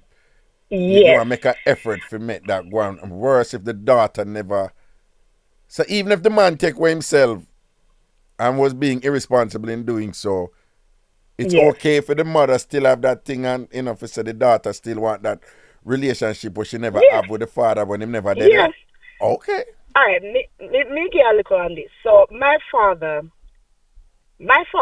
growing up was present, physically present, but emotionally was not present. You understand? So you just described must 75% of Jamaican families. Exactly. Right. All right, you see. So emotionally present, and then especially living in America where you just don't, there's so many things going on in this world, and so many things you have to understand as a child. So for me, it was like I needed my father there for a lot of things, and I feel like he just wasn't there. He wasn't providing for the family in the way how he should have, and I feel like I almost say sometimes that he probably wasn't even ready to have a family. You know, 'cause you have some Jamaican man where them after a certain time they expect you to pick me or whatever, but they're not really emotionally ready Right, to right. know what it is to take care of a family. True, So, true. you know, my father, he never really did what he was supposed to do. My mother ended up divorcing him. And even after she filed for divorce, for 2 years, they were still in the same house. So it wasn't like any physical abuse or, you know, anything. It just wasn't there the way how I felt like he should have been. Right. So then when it came down to schooling and there was a time when I was in a private school. And it was around that time my mother met a male friend. And the male friend literally helped my mother and me throughout most of my, you know, when I was 8 all the way up until my early 20s. So in PF private school, in the first or whatever, take me on a shopping spree, call me and ask me how I'm doing, and do all of the things what me expect my father to do. So after a time, I resented my father for years. I resent my father. So I like, so my father come out, I picture me, I say, still there, rather, and I just resent him because I feel like all of the things when I see that man, my mother's friend, do for me, I felt like my father was supposed to do it. You understand? And then after a time, you know, I think my mom and the guy, you know, they kind of lost connection, and then, you know, I didn't really hear from him as much. So that yearning, I feel like even it even influenced how I went about dating. And a lot of women go through this where they want that fatherly connection that they missed out when they were younger. A lot of times they try to seek that in their male relationships. So some of this emotional security that I expect from your father, you're going to try to seek it from my next man. And then when a man emotionally abuses you, you know, you don't even detect it. You don't even know when it's happening. So it took me years to kind of just shed a lot of those issues that I had, and you know, be okay and be accepting of the nature of the relationship my father had with me as a child. But let me tell you one thing, Raga, before I go. You see, I have a daughter, right? My daughter's a toddler. I may tell you, say, Raga, my father, I talk about my biological father, that man would do anything for that little girlie. Anything. You see, all of the things that I wanted as a child, as a younger girl, that I didn't get from my father, he is now giving that to my granddaughter.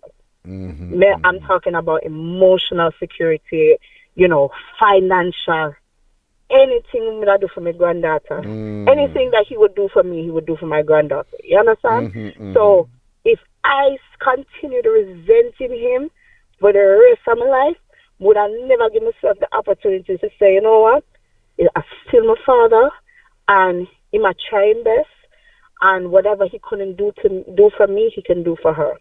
And that's how I'm doing. I'm a user as a way to just console, and it gives me a sense of consolation to say, you know what, whatever happened in the past, it happened, but that not means that I have to resent him forever. And I can close that chapter and be okay with that.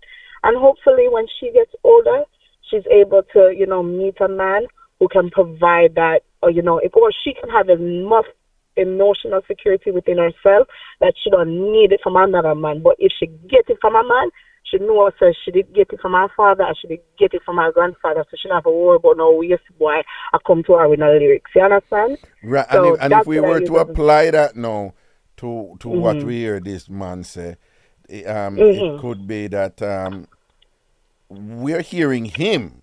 I said the man is this awful person, right? Yeah. But awful in the sense that not that he's abusive or beat anybody, not that him abuse the daughter or anything, but that him just make promises and him not there and whatever. Which suggests that there are other things going on why the daughter may like him and thing, or why it may have other qualities where like, yo, him not really dead, you know, financially, but he may have some goodness about him or thing, and for it to correlate with what you say, like you never know, him may come round and thing and whatever, him a go through few thing and all, because if you did just bitter against your father and whatever, and you would not enjoy your father now and say some goodness and manifest out of him, not only to you but to your granddaughter. No, him a give him granddaughter, your daughter, what him never get to you and things. So you are seeing certain things from your father now where you did see, the man who your mother did date for a while. So yeah, so people, you must be careful how you dismiss the father, because it may not be as simplistic as the way he presented it. And think, okay, I see what you're saying. I see what you're saying. Yes, absolutely. But thank you so much, Raga, for giving me your time. No, thank you for sharing. Thank you for your input. I am a rookie TamFamer, but no, man, no, thank you for your input, because you know what, you're giving a counter narrative to the natural response that people have from hearing him, which is understandable. People like, oh my God, whatever. Again, I've been in this long enough to know that sometimes these things are nuanced, and I don't need to tell you. You hear them all that say, you have one side of the story and next side of the story, and then the truth, right? We have heard that from our elders for a long time now. So, but you gave us, a counter narrative, but you delivered it, you delivered the different points and the layers so intelligently and so articulate, was so articulate to do it, and so diplomatic too. You weren't attacking anybody or anything like that, and I like that. Big up yourself, yeah. Okay, I think we lost a caller there. I think like that shit hang up and think. That was an interesting perspective there. It was interesting. And people do remember, there are all kinds of things over here in the Western world, let me tell you, man, where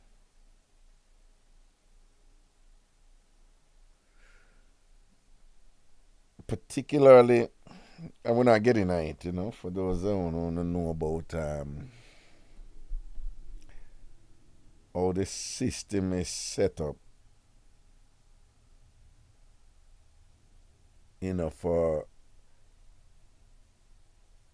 non-white families to benefit more by not having the father present.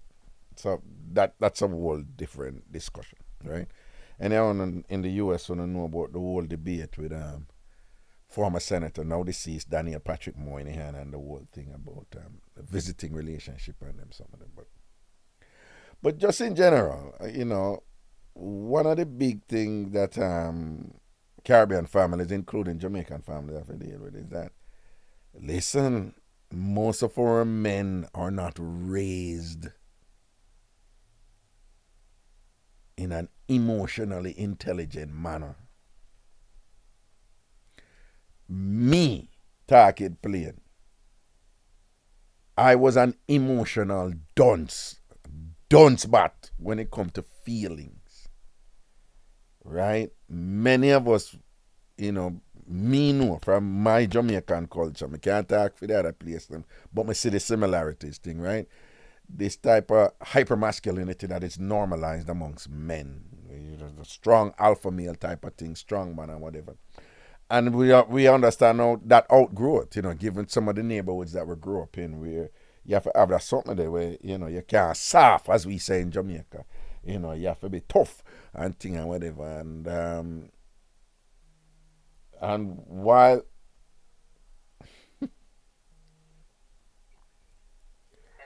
Papito, what's up? I'm good. You're good? Yes, Daddy. Are you watching something? No, my mom's watching something. Oh, your mom's watching something. Okay. How was school today? It was good. It was much better? Yes, Daddy. Yay! Wait, yeah. I'm happy because it was much better today. That means you behaved today, right? Yes, Daddy. Oh, that's good. That just makes me feel really, really good. And you have to try and keep up that, here. Yes, Daddy. Okay. But Daddy's doing his show now, and so can I call you back when my show is finished? Okay. All right. Okay. Dad. Yes, Daddy. Okay. Who loves you? You do. Every time, long time. Them for no, don't. Yes, Daddy. All right, cool. Call you a little more. All right. Okay, Daddy. Okay, papito.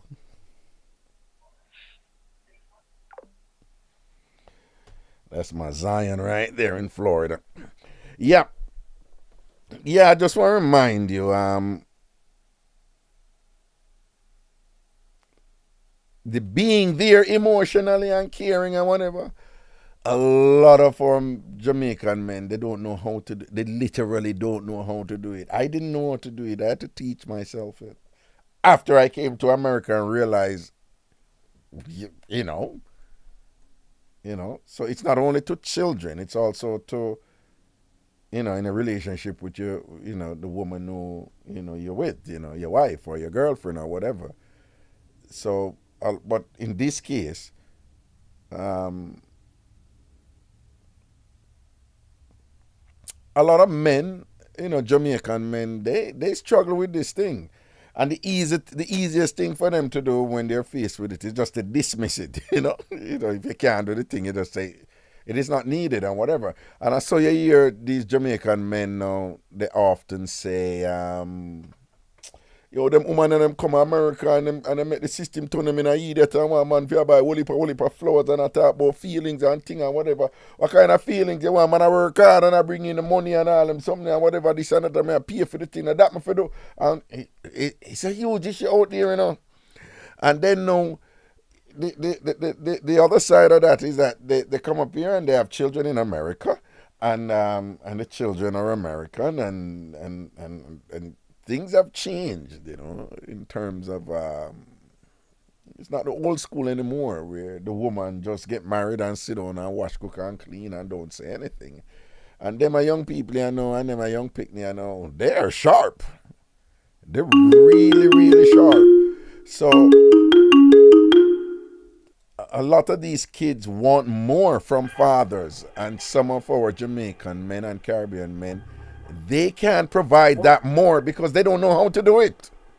They literally don't know how to do it. It was a model to them. Them don't know that's something. Them not grow up with that something there and things. So they are considered absent in some ways when they're really ignorant about the way they should be present. Anyway, good afternoon. Where go on? Yes, sir. Yeah, greetings. If you're up on speakerphone, Bluetooth or earpiece, you think you can come on? Yeah, man. Can I hear me now? Oh, Lord. Much better, man. Much better, Meji. Much better, Meji. All right. Yeah, my little 2 cents on the thing, Yeah. Kind of tricky, because the decision we make to put them out of their house, yeah, necessarily agree with it, but I understand why. Yeah. Because if the daughter is hell-bent on wanting this father to do and be present in her life like this, right? If them know, just say, no, you can't do that because the stepfather did that. So this might actually create a rift between the relationship between the daughter and the stepfather. Mm-hmm. Mm-hmm. Yeah, that's what I'm saying. So a resentment because you stop me from. I want to know my father. I want to know my real father. I'm using real relative. I want to know my real father. And you stop me from this and that and whatever. Yeah. Mm-hmm. Exactly. And also, because before I said the mother needs to take some part of the blame too, because me personally feel like mother have an influence, and if the mother can explain to the daughter, say, listen, this man, the stepfather, has been there for you. I don't say you can't spend time with your father, but this man has been there for you. You might want to consider now. Tell you what to do, but you kind of might want to consider this way, that way, that way. Versus, yes, man, just go with the biological father. Mm-hmm. You understand what I'm saying? So, if this man know, if him lay back and say, all right, I'm going to pay for the wedding and I'm going to take a step back, them never will respect him. That's true. That's true. That's true. That's true. Them industry going to be like him say, the ATM. Them want something, them are going to move to him for that. But when it come on to the things where him want, i.e., just a little bit of recognition, you never get that. You never get the respect in that because them not see him in that light. Yeah, You know what I'm saying? yeah. And based on what he explained to us, the disrespect concomitant alongside with the shutout upon him. It's just really profound. It's just a flat shutout. It shut out at everything. But him a pay for everything, but shut out at everything. No, it really harsh for true, you know. And of course, you know what that kind of remind me of? You know, like sometimes you know you work for a company and them do some projects. And you in the background do all of the legwork. And then your supervisor must come forward, him get the bonus and him get the recognition, and nobody knows nothing about your work. Yeah, and then if it happen 1 time, 2 time, 3 time, your supervisor make partner, and you still in the mail room. Right. On the box of your work. At some point in time, you gotta say enough is enough. You gotta quit time, you gotta do something rush. You know, it's one or the other. You know, so. It kind of tricky because if this the little girl want, the young lady, if this the young lady want, to interject himself, she might get some resentment to him, and I feel like the mother have a lot to do with it too. She not respect him. Yeah. It sound like the mother. Yeah. So you believe the mother just flat out not respect him? I don't think the mother respect him because the lady we called before who did say her husband was was taking care of her daughter from the little girl was 8 and then the daughter father come. Right. That lady understand where she come from. She respect for her husband, obviously. Yeah. Because it's not a disrespect to the biological father, you know, but you have to understand where your place is in certain situations. Nobody can take what the biological father takes from you. But in this situation, the real person who has raised the child, who deserves the accolades, needs to get put up front. You can get in the background. You can get little, you know, but you never come and reap the fruits of my labor. It come like a chicken little game. You say, who want to help me pick the corn and nobody now want forward. But then everybody want forward when cake make. All right, what's something like along the line. Yeah. You understand what I mean? Yeah. So then I rate him, man. I must see. Let me understand why him just don't want nothing to do with him. Let me understand that. So they never because him been around the race, with them, and then when we go over the finish line, them just fling him out of the race and say, "Come, make me some man come run over the finish line," and that's hard. You know. But then, Raga, watch this. What if I did something even greater than that? Say the gear, say she gets sick and in gear or like kidney or something like so. And then later on down the road, she just kick him to the curb like him not exist. Hold on. You know there is a real situation like that though, right?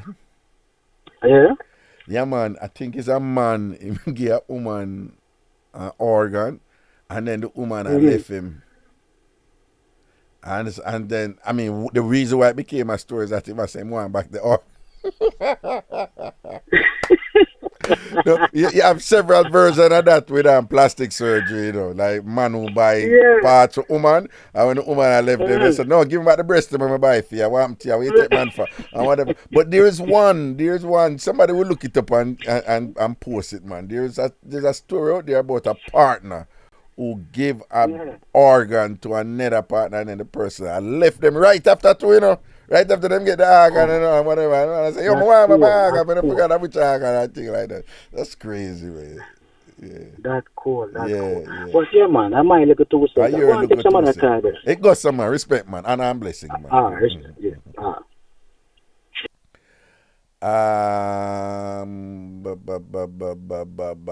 Okay, let me check the email, ragashanti@gmail.com.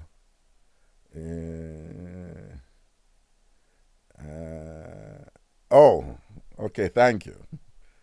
Somebody was saying, Raga, bother with it with them. Your service is not free. Anywhere else they go, they have to pay a consultation fee. You have 3 kids' future. Blessings, all the best. Thank you, Dad. Thank you. Yep. All right. Sharm say yes, he took her to court. Sharm, you can't give me the details because I forgot it. I just remember, yeah, I think it's a man and him carried the woman to court and him want back some organ, you know. Douglin said the food part, that seems like it was deliberately done. The part where I said there are two things in it where I'm allergic to.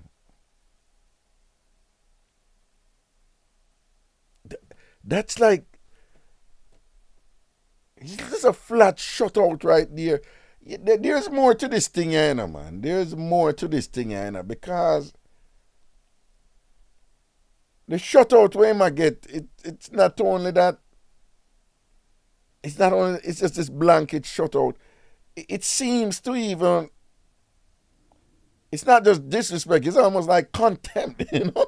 It's almost like contempt, you know. I don't know, there's something going on there and whatever. There's something, I don't know. You know, it's just absolute no consultation with him at all. Even on some of the most basic stuff or whatever. You know, hear him say, the mother and the daughter, all they have been talking about, him say like for 6 months, I think him say something like that, is the wedding coming up. So he's saying that the mother and the daughter are incessantly talking about it and whatever. But at no point them ask him anything. Why? If he's witnessing them talk about it for 6 months, how is it that at some point, you know, women, you have girl talk and mother-daughter talk and, you know, involve man, you know? We understand that. But how is it that they must have conversations with reference to him paying for all these things? There's some sort of dialogue have to take place. When him a pay for school fee, when him a this, when him a buy the car and whatever. And no dialogue will take place in all these 6 months when him a leading up to the wedding. None of them talk to him at all. So, I don't know, there's something going on there. Hello. Yeah, Wagwan. Congratulations. I lose my bet. You lose your bed post? What kind of bet? Yeah, man. What kind of bet you lose? I want to run by the time you say you have a surprise fee, and I say, boy, you're incomplete, you will tell you. And we know it's from school, yeah, but it's like we have a mouth bet, like. Yeah. That's a one you have to no money bet, but. Yeah. I'm here to say, you know, put me neck on the block is a gynecologist. That Raga going to be a gynecologist. That's the only way we could have seen. That's why you surprised me. A lawyer. You thought the thing when me talk about, yeah.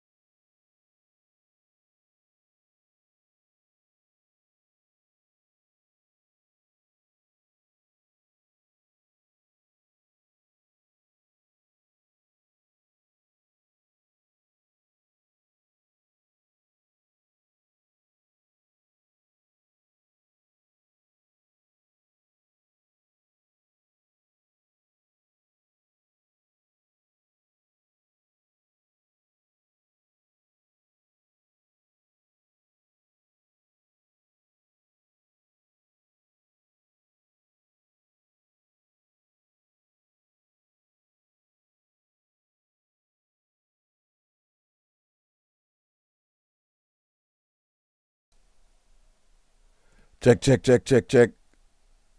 Check, check, check, check.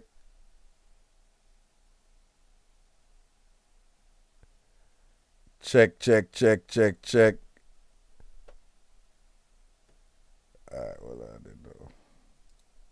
Check, check, check, check, check, check, check. When I hear me now? Okay. Check, check, check, check, check, check. Alright, alright, no. So I'm call back post now.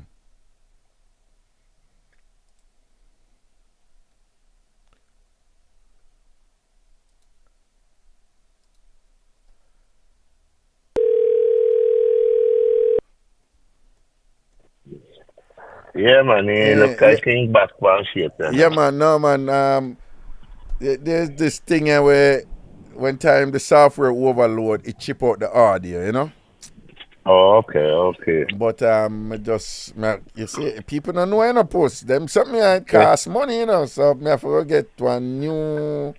Basically, I have to get a more powerful computer. You know? I'm everything. Sometimes computer, right? Sometimes you don't even know what went wrong.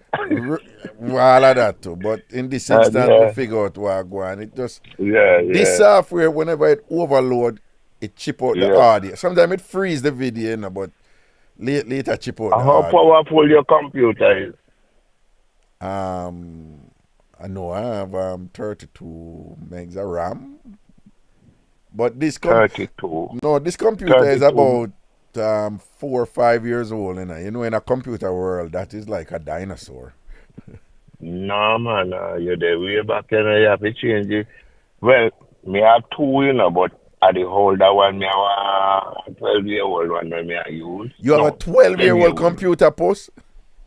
Yeah, man, my computer then easily go bad and I have a Mac Mini, the little one where you can a woman can put in a pocketbook. Right. And you use any monitor, any keyboard. Yeah, the Mac Minis are good. Mac Minis are good. They're pretty good. Yeah, but them pretty powerful. But me buy one now because they change from Intel to silicone M1, M2. Right, that's the Mac, the Mac processor. Right. So but post, let me quit end up aboard the people them with computer talk. Tell me something. Right. Yes, why you thought that I was going to be a gynecologist? Like why? I think you would have be maybe you don't make no money or die because you just fool your guy or they're busy. But you say all the women them would have just do what? Just come, right, and just get check up and nobody pay you. You know, say you're busy. If you did be a gynecologist, we don't know any better, but you want to know better the amount of work where you don't get it. You know? If Raga was a gynecologist and thing, we would have shot and work down. Like, you know, next. Would have a call Andrew and Andrew Purple. Andrew Purple, we would have just call out his name and say next. We would have said no. Chen, is there a Chen here? You know? So when you say crazy woman that come and just fling up them one and say, examine me, Raga, examine me. Your appointment did that so long. Yeah, Raga, examine me. You need to examine me right now, Raga, examine me. I will not do them still I go come. When you say, I will not do them, when I say, so what's wrong with you? When I say, what's wrong with you? They were like, I don't know.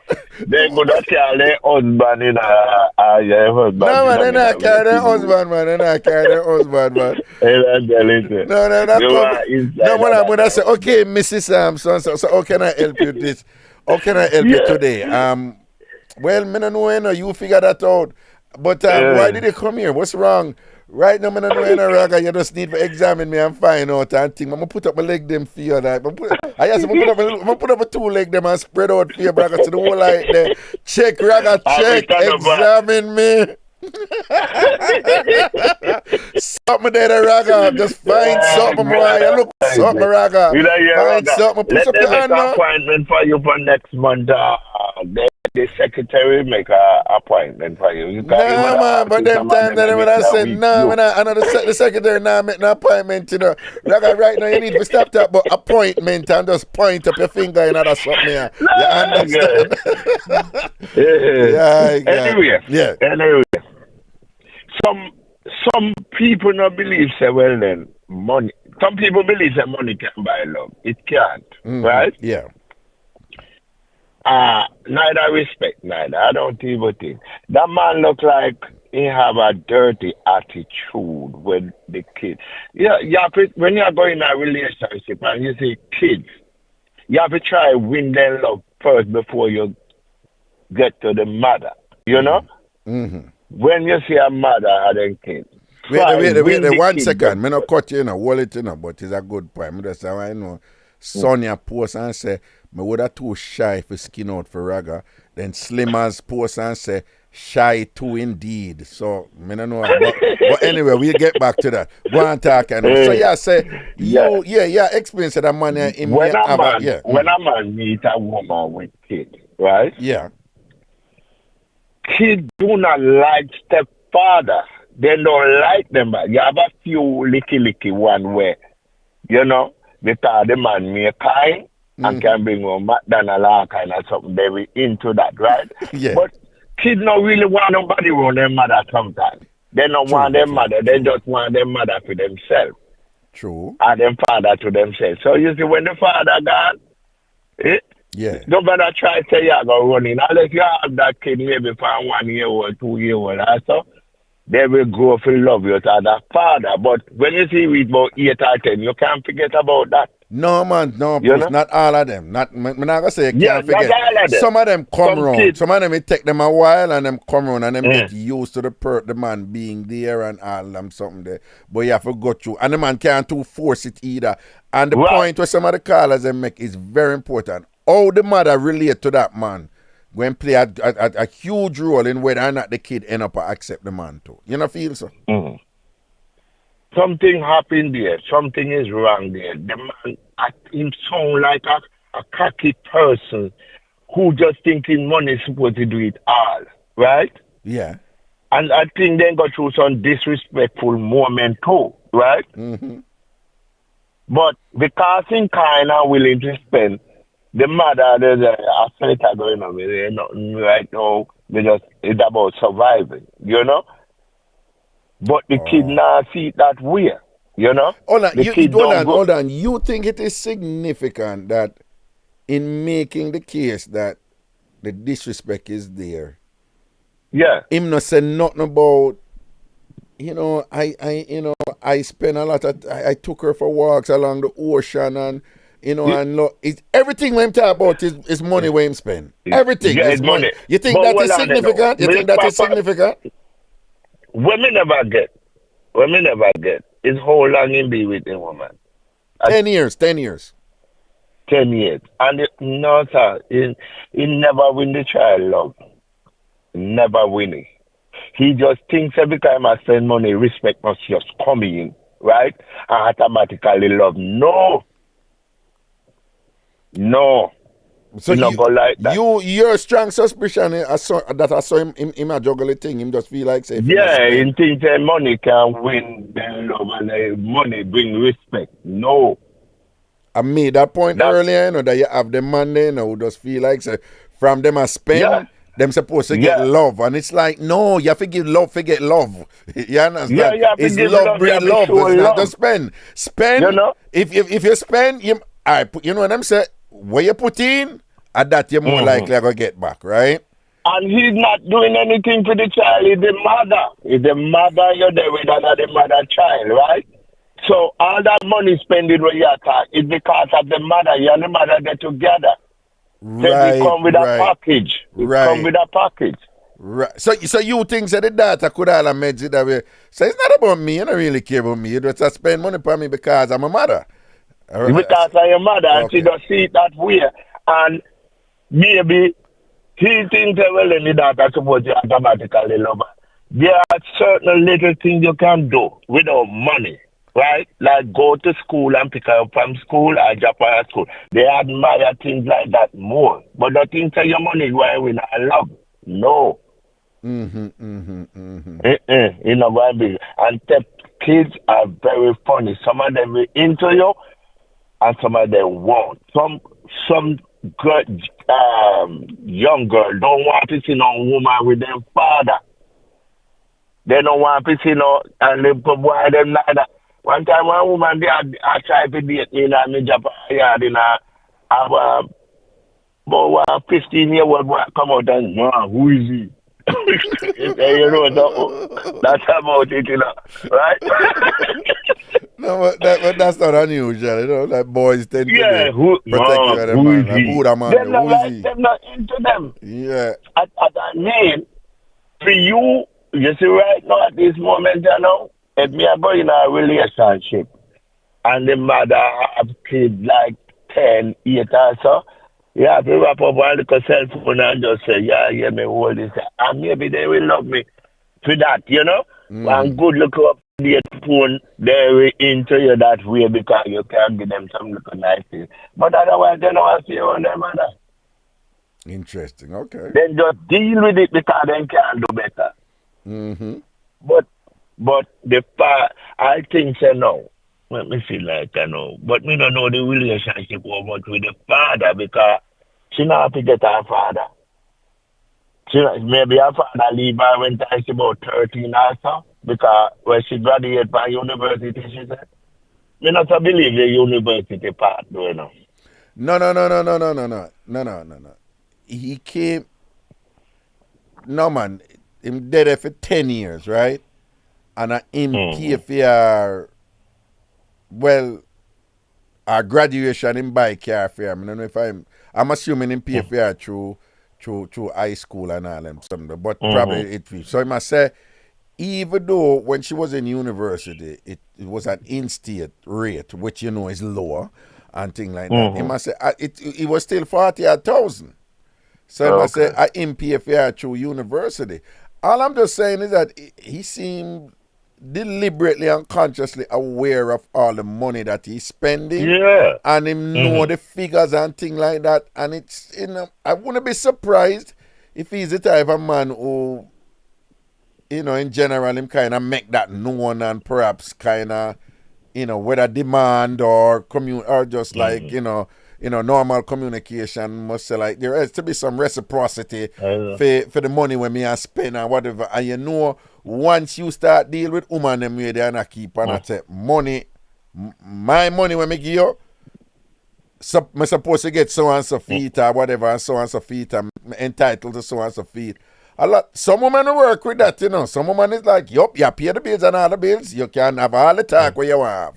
But you have some woman is like, that is a turn off. You know, it's like them are like, oh, you feel say you buy me. Okay, go and feel say you buy me. I go and take your money anyway, but you're not gonna get that love from me. You understand? But if the child do not last an inch of love with biological father. Right. Right? And he said that should just wipe away just like that. This year, a young woman, that's her special moment to walk down the aisle with her biological father is special to them. Right? Right. Not a man where she don't love. Right? Right. And she don't love him. She don't love him. Right? See, I don't think the biological father is all that bad, you know, the way he make it look. No, it's not bad. The kid, he may not have the money like that, but there is something there where the mother and the daughter, you know, still lucky in with the biological father. He's going to present the biological father as something bad. He must say, he may promise and not turn up. But my strong suspicion is that the biological father is not like a monster or somebody. And just step aside and love. You know, think him respect that. You know, I don't know. But it not sound like if the girl love her father. You can't beat that. I tell a friend of mine once, it is not money raised kid. It's be there for the kid. Being there, right? Being there for the kid, right? my father, if I should ever born back, me I go say, Papa, you know something? Me I go want you back, but you have to have somebody to supervise you how to raise kids. You're too rough, you know? Okay. But in being there for me, right? Being there. Right, in being there. And when my father had no money, right? Can't take a whole lot of money by Jojo and then feed with banana and breadfruit. But in being there, right? Your father used to take a whole lot of money, buy pum pum man, and buy pum pum and feed up on banana and breadfruit. How there, man? My father is a hard working man. One day out of that, they pay, no paycheck that the money there where he get. He might get 3 different money. He work at his state, in burn coal, and he saw wood. Right? Then when I them post, if your father used to make good money and spend most of money and buy front and thing and the private. So I saw you end up pick up that legacy there too. Well, I mean, I know it's a generational thing though? Right, it's a generation because even my son look at it right now, my son he look like when it comes from a woman, you know, it's like he spend all his money for the woman, you know, right? Uh-huh. Yeah. And that's how he did it, that family thing. Like me. So it will come down from your father to you and your son and do it now. Yeah, because I don't have your son is an avid pum pum buyer too? No, he not look like he no woman, but everything in the like is about in baby mama and he just spend it for her like that, you know? That's what we know. Okay. Right. Okay. But my father now was a village ram and we couldn't all right. The first school I got to a prep school, right? Uh-huh. St. Gabriel Prep. For all I not think so well then me never go to school. I go to St. Gabriel Prep. You know what I mean in a prep? Yeah. Right? Yeah. Just an example, you have things like Vance Prep. I done the kind of prep. Yeah, them right? The kind of preps. Yeah. I was there for 3 months legal. My father paid 3 months for 1 term. And me on my own for the rest because I couldn't afford the school fee. So right? What on the post? When you just a boss, I say you go St. Gabriel Prep, only 3 months you go there for? I got there from September to December. After that, no, I can remember everything what happened. One day it was raining, and then the nun, as she had the principal, come in, and she'd just say, Miss Brown, I have to talk to you. This kid here, we are no longer responsible for him because his parents cannot afford the school fee. So we don't responsible for him. Oh. So, right. So what happened now, they turned me out of school. So this was after the 3 months? Yeah, after the 3 months. When we go back to school January. Oh, and you remember the day, because you remember the rain did fall and when them say it. Yeah, rain fall. And them turn you out of school. At least then they have a little conscience and we tell the rain fall, don't fall. When me tell my father that me can't go back to school, he still send me back the next day. Then send me back home until me start go to school and just stand up at the window there and take in everything. Oh, fold my book and put it in my back pocket. So I know everything about the prayer and everything. Hail Mary, full of grace, everything like that. Yeah. Then now, I play with the kids them and so on. When they get wishes and come out, we and them play. So if you go in my community, which is St. Elizabeth, Balaclava, they would tell you, say, I go to Catholic school, right? But they don't know the other half. Okay. My sister and brother, them know me God here, but they don't know the other half. Okay. Right. So, when like we say, I know, which people pick them, you know, then come out and then play. While I inside them, I actually share much of them lunch, because then it's an egg sandwich, I want both of me, you know, right? Yes, man. Egg sandwich and a common something, you know. Right. And can't be sandwich. What? fried dumpling and all that. Then come on a little juice, quench shade and all of that. Yeah. So me just take a sup out of each of them and take half of that, and if I two dumpling, me use my discretion, right? And then me go outside, go play. Then when they look, everybody lunch start and them a cry, they know, what we did, they innocent, you know? Well, you use your discretion when you thief out them food. Yeah, me just take little of this. You have some biscuit in your Shirley biscuit and some peanut butter sandwich. You take out, I left it to look nowhere, So them times they say you thief then lunch with conscience though, so you're not done them lunch. Right. Yeah. So now, me keep going there every day until they just get used to me and just love me. Me just stay in the yard and me sit down for a back bench. Teacher not responsible for it. Sometimes the teacher then send me out a shop and all them something. And we get used to it. So people are going to think, say, me go a prep school, right? But me ready to start there. If we go there, me name did it, right? Right. So my father now was a good father in certain way, but where a woman is concerned, in that pen have all our money for a woman, and we are dead very hungry, we don't have the right to parents just for recent, we're back here now. Sham Sweetness supposed to follow. She said the man deserved better than what they dished out to him, right? So we hear what you are saying, but what you think about what Sham said, like, even though you think the man may but what Raga, remember you said earlier on, that is what he said. Right? That is what he said. But there's something there, right? Some disrespect are going in that relationship right there. No. I think it could be on disrespect. I use the word contempt because when them put the two sitting where I'm allergic to and can't eat. It's like them I say, don't even come in when you come here come near me either. We put something in there for turn you off from no come, Yeah. So because he having money, my place, my this, my that, Yo, look into it, you love the woman. You see what you just said? I don't know if you see the video, when him say, him tell him say, them can't keep it a theme house and him swing around and him show the people him house and them look at something that's significant, Yeah. Because him never need for sure that all him have to do is just say, I tell him something can't have it at the house. But twice when him do the video where you come and play, him a show them the house and I show them all the house and it look like it's a nice house and spacious and everything.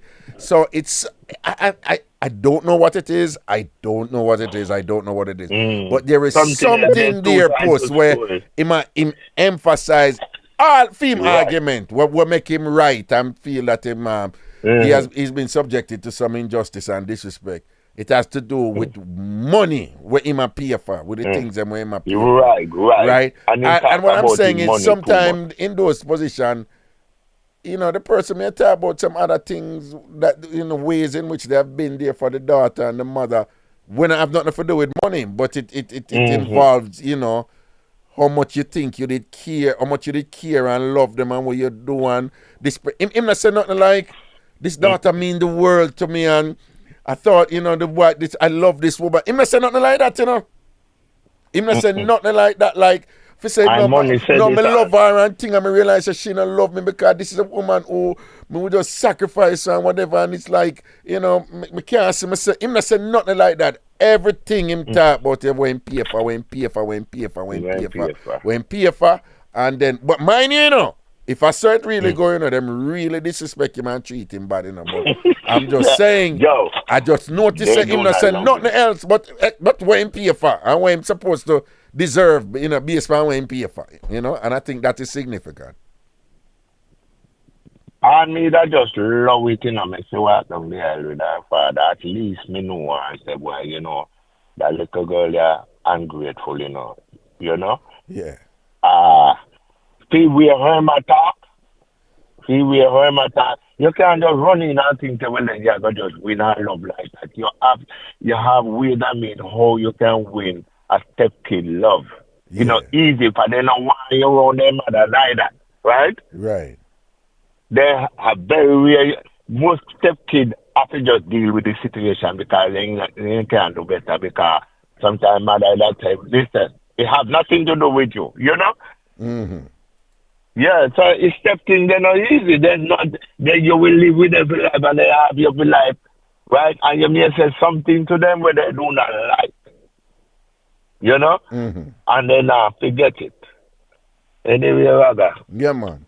Congratulations again, and I hope you. I know you will be a good lawyer, you know. But you know, you feel confident that I'm going to be a good lawyer? Yeah, man. You know, there are nobody now describe because you go in a court, you know. Please do remember. I know you have a mouth, you know. They have a thing in contempt when you hear judge. You don't learn that, right? Well, yes. There's two classes I did. There's right. There's two classes I did, and that was a big part. It's called trial advocacy, and one was called medical malpractice and thing. And I think what about real estate lawyer? That had enough money, you know. That is that I'm going to be doing that too. You know, it's like, man, that had enough money. Real estate law. Like if I end up focusing on immigration law, you know, I'm going to still do real estate law. I'm going to still do trust and wills and thing. I mean, chances are, if you are accused of killing somebody, you come to me, I'm going to refer you to somebody else. Yeah. You can't. But as I said, like likely, criminal law, I'm not going to really go over this. So, you know? Most likely, you're the new lawyer. You probably want to work with a law firm, right? The money is right, and then you can branch out later. Most liars that them do. The problem with that with me, when I say most people who them I as an associate, when you go in a law firm, first of all, them in them 20s and them 30s. Me not there, so right? Two, the second thing is hold on. The second thing is here in New York City, you know, as an associate, you know, you're expected to work some bad 70, 80 hours a week, you know, as an associate, you know, believe it or not, you know. Yeah. Yeah, then we give you the big bucks, you know. Them people, you see how they say, make people who tell you who know a liar. Then we give you the 200. Yeah. Listen, I'm going to tell you, all right, let me tell you. Me get offers right now for 200,000. Right. But, you know the game. You have to go there, that's a 70, 80 hours a week. Yeah. Right? But that's how it go. I have a friend, when he started out, listen to this is very important. My best friend, one of my best friends, you know, when he started out, he was working at a law firm in Boston and being paid really, really well. And never had a life post. The man going 6:37 and thing, and 9-10 o'clock him a go and beard gets and sleep and come and go back again. And I was like, yo, I'm concerned. You think you can keep this up? And him say, him have to keep it up because you hear what him say? Him say everybody else a keep up. So him say him have to keep up, because him keep up. All right, here's the story. One time now, him work on one compliance thing for one company or whatever, and him partner, and him a go hard. So he was working 6 days a week. So, including Saturday, you know. So then them end up start calling me, you know, on the Sunday. So it was 7 days a week. So I said, no, this is crazy. But anyway, so one Sunday them done half day, and him go home, and him say him partner call him and say, oh, you need for come in. So him say to the partner, listen, I've been going 7 days a week and I just reach home. And him say him hear a silence on the phone, pussy. You know what that mean? Him say him hear a silence. And when him hear the silence dead, and him say, hello. Him call the man name, man. Like him would say, John? John. And then him hear John just say, say my friend named Paul. Him say, Paul, come in. You have to come in. But when you come in, don't go over to your desk. Come to my office first, yeah? Jesus, we have to talk. So I say him get boomy. So when him going at the office now, the partner said to him, why you think we hire you? And him say, what? And the partner said, why you think we hire you? When we hire associates, why you think we hire you? And him said, because you determine I can do the work. Him said, but no. A whole heap of people can do the work. Why we hire you? So he graduated from a top 10 law school. So him referred to the law school and said, is it because you only hire from top 10 law school? The partner said, yes, we only hire from top 10 law school, but that's not why we hired you. Why you think we hired you? And him said, because of my grades and what? Him said, no. We're not short of bright young lawyers, coming out of law school. And why you think? And the man said to him, your time. And him said, what? And him said, you are time. When we see you, we see time. That is why we hired you. We own your time. Right? And him said to him, every year, why you think we go out and recruit aggressively every year? And he said, I'm going to be honest with you. Most of our associates, they don't stay here after 1 year because they can't keep up. Because we take all their time. And it's time. And him said once him understood that, him end up a leave like 6 months after. Because the man did I keep it real with him, and I said, listen to me, this is like a manufacturing mill, right? Yeah, we give you big bucks and thing, but we give you big bucks knowing that you're going to stay here for about 1 or 2 years, and then you're not going to keep up. Then we'll go back and hire somebody else. That is how the game is played at the time. Me, puss. Yeah, at this time, at this stage of my life, somebody are going to come and tell me about No, I'm going to look at me and I'm going to tell you, say, basically I tell me, say, what, Ph.D., but I don't care, I'm going to give you a damn about your Ph.D. or your law degree. We hire you for your time. We give you big bucks for your time, right? Me know you will go there and go tell every 50K why minus. Plus, me know you will do it. Well, a guy you go back into the Jamaican archives a while ago, A guy you go back into the Jamaican archives, They say, me know. Kiss kitty KY minus plus. Remember them days?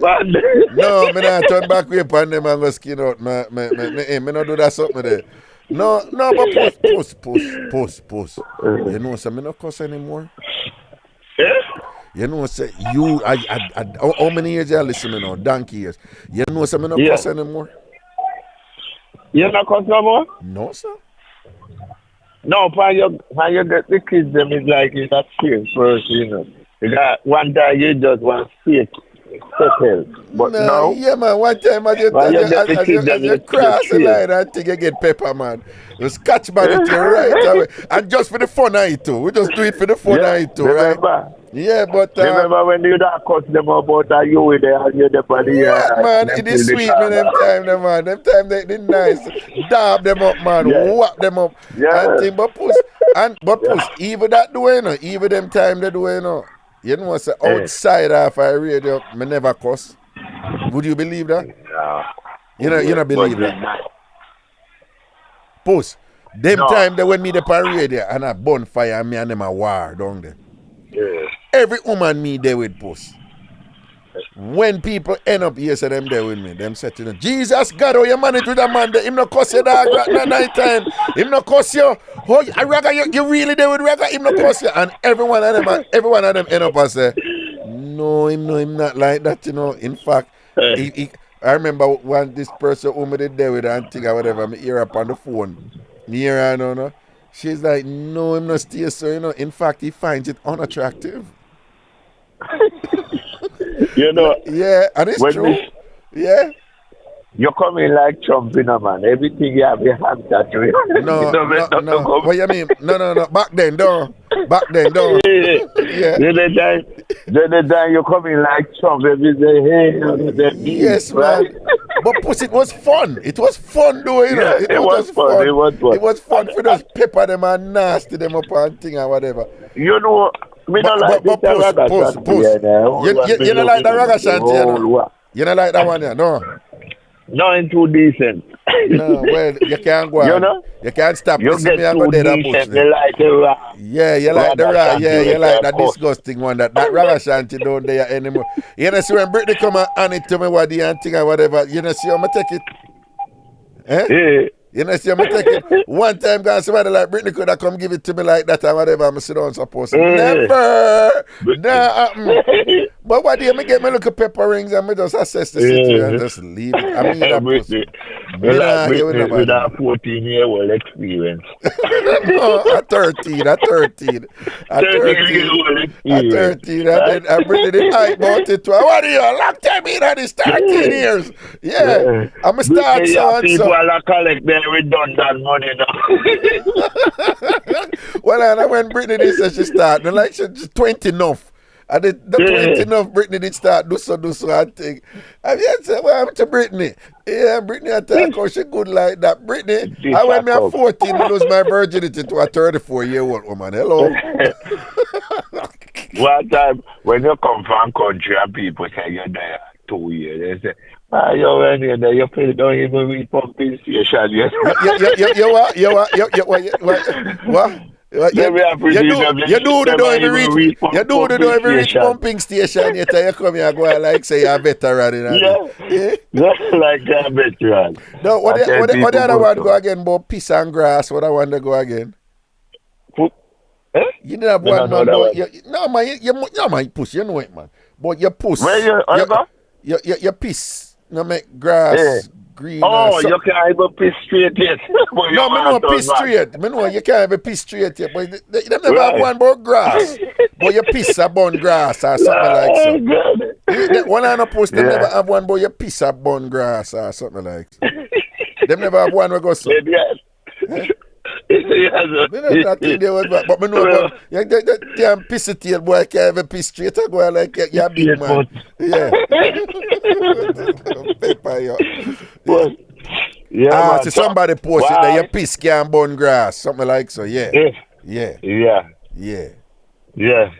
I listen to you have social media like TikTok people down there. So. The woman I say you Jojo. Yeah, why can I tell people say you Jojo tight and you never bust one condom? That bad. Well, no, that bad. That bad. So when you say woman and done a woman and I say, yeah, why can I tell people about your pum pum, your Jojo tight or whatever, your pum pum never bust a condom yet. Shut your mouth. Shut your mouth. What you know about tight pum pum? Tight pum pum bust condom here. Condom have a bust before you tell people that. That bad. No, push that one, that bad.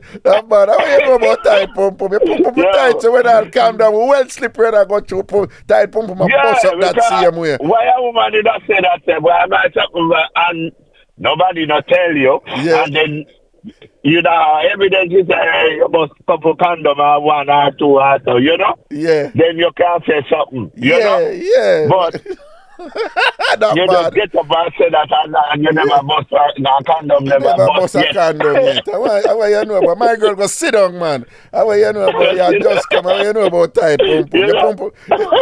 You can't imagine a woman look at a woman straight up and say that. Wait, but your pum pum ever bust a condom yet? Your pum pum ever bust a condom yet? Your pum pum ever bust a condom? You can't chat to me. You can't talk about tight pum pum. You can't talk about tight pum pum. Sit down one side. Because your pum pum never bust a condom. Think about it enough. Did you know, sir? You know man have virginity, right? Yeah. Yeah. A little string is there. Yeah. Yeah. At the underside of the penis will bust up. One of them there, but if you don't get one tight one, it no go and burst. It no go burst anything, yeah. And it bleed too. Yeah. And it bleed too. What? Yeah, it bleed too. How do you, man? You know, so enough people don't know that. Some man have something for bust to bleed too. Enough people don't know it. That's true. Yeah. That's true. I got the time to become straight, but Lord Jesus. No, when me did lose my virginity, it did happen. But pussy, you know what I don't understand though, when we talk to other man about it.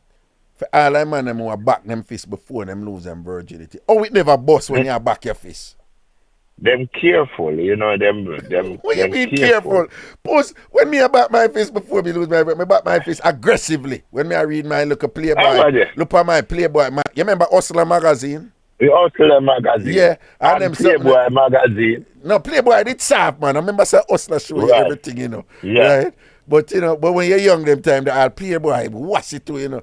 But when I look on, when me that back my fist with like, no, that thing I want me there in a post. I want me to you. Hey, Rabbi, if I tell you how me get pay, all right, one time, me couldn't read all right. Yeah.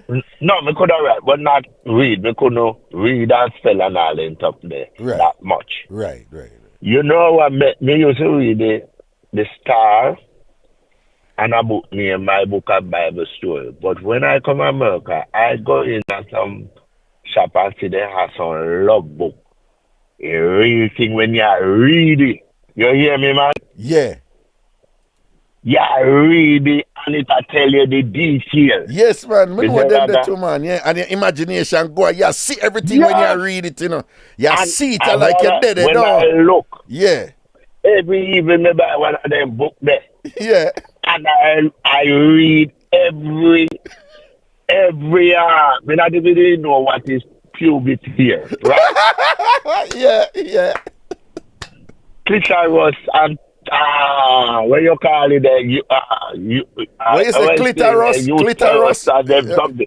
All of them something there. Me I read about and me I learn and when me can spell and when me can pronounce. Yeah.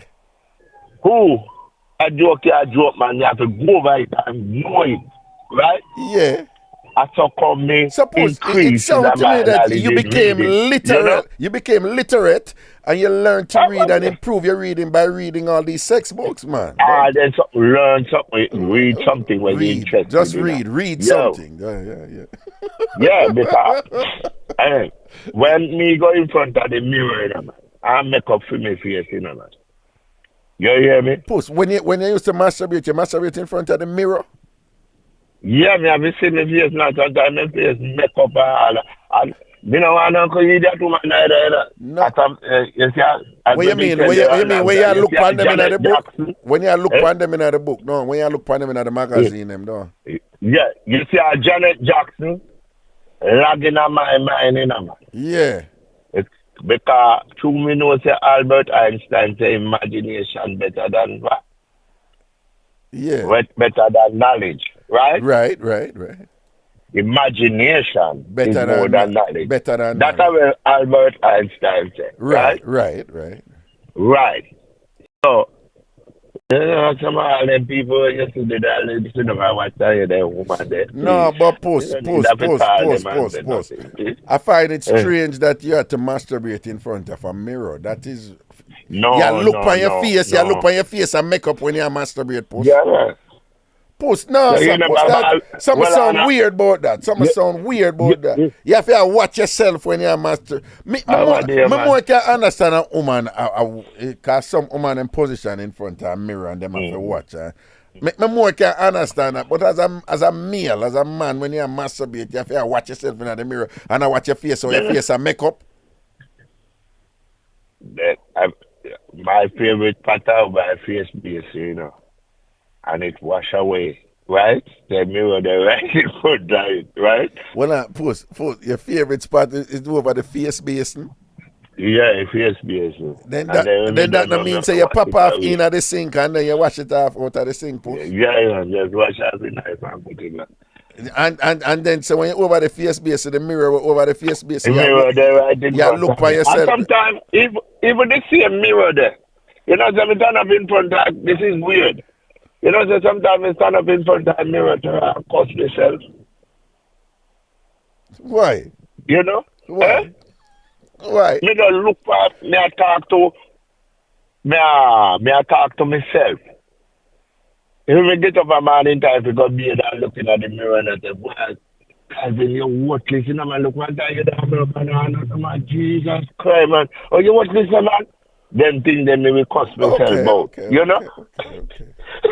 So the mirror was it's like you look a confessional space and thing where you confront yourself and reason. Okay, I mean that is reasonable. Yeah, me I talk to myself and I say make you watch this man. No, but that is before when you Post, that is categorically different than masturbating and looking on your contorted makeup face and whatever. So then post, when you masturbate, post, you know, so when man a masturbate and you have a pop off, you end up, you kind of up and thing and them something there. And you kind of curl over sometimes. So when all that happen, you still watch yourself? Yeah, man. Why? Why? Me don't know if I will get a kick so tight. Nowadays, women mostly have video themselves doing that, you know? What do you mean video? No. Video themselves. Like, what you call it? A selfie themselves, right? While them are masturbate?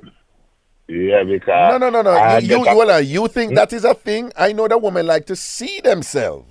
You know, when they're masturbating, they like to see it and watch it. You have some women who like to do that. But I don't know women who like to video themselves, unless they're going to send the video to somebody. No, I had this woman friend when every time she do it, she just send it to me. Oh, well, well, that's why I should do it. That's why I should do it for sending it to you. She do it, and let a woman do it and keep it for themselves. You know? Hold on. No, that is the part I don't. You sure? Yeah, man, a lot of women do it and keep it. Well, a lot of women masturbate, video themselves masturbating and keep the videos them to themselves? Yeah, that's to themselves. They just do it to themselves. You sure, Post? You sure? Like make you, You sure? Yeah, well, me just assume by most women where they associate with talk like just good friend and stuff, they will tell you, you know? I don't know if I'd say a lot of women, but I mean, I'm not an authority on it, obviously. But I know women do it to send it to men. Or them do it like if, you know, them on the phone having some form of phone sex and them video it. And then them watch back the video and them remember the phone sex, but that, you know, somebody else was involved. But for them personal comfort, just for them, just for get a good orgasm. Teach me something, you know, because I don't know of women who just have video it for themselves. They do it for themselves and look at it when they want to, right? And again, to couple, make them own a thing, you know, like phone, and then watch it by themselves. No, that's a long time something, man. That's a long time something with couples who video them and then watch it back. They will fight each other later on if any breakup. Right. Then just use that against you, you know? Well, that is an issue. But just I'm just not aware that is a thing with women. That is a widespread, common thing with women to masturbate and film themselves masturbating just to keep it for themselves. Right. And if any woman out there can either confirm that someone do it and know someone a friend do it and the ears of other woman do it, make me know. Or if you want to reject it or debunk it and think, call in and I never hear some woman I get a kick out of that a video themselves and do it and I keep it. Well I post. I see 2 women post and say yes, you know. Yeah. I know what's there out there. Well, I'm assuming the yes is to where the only thing they not talk, you know. No, I know that women masturbate a lot. Women probably masturbate more than men now, or you know, whatever.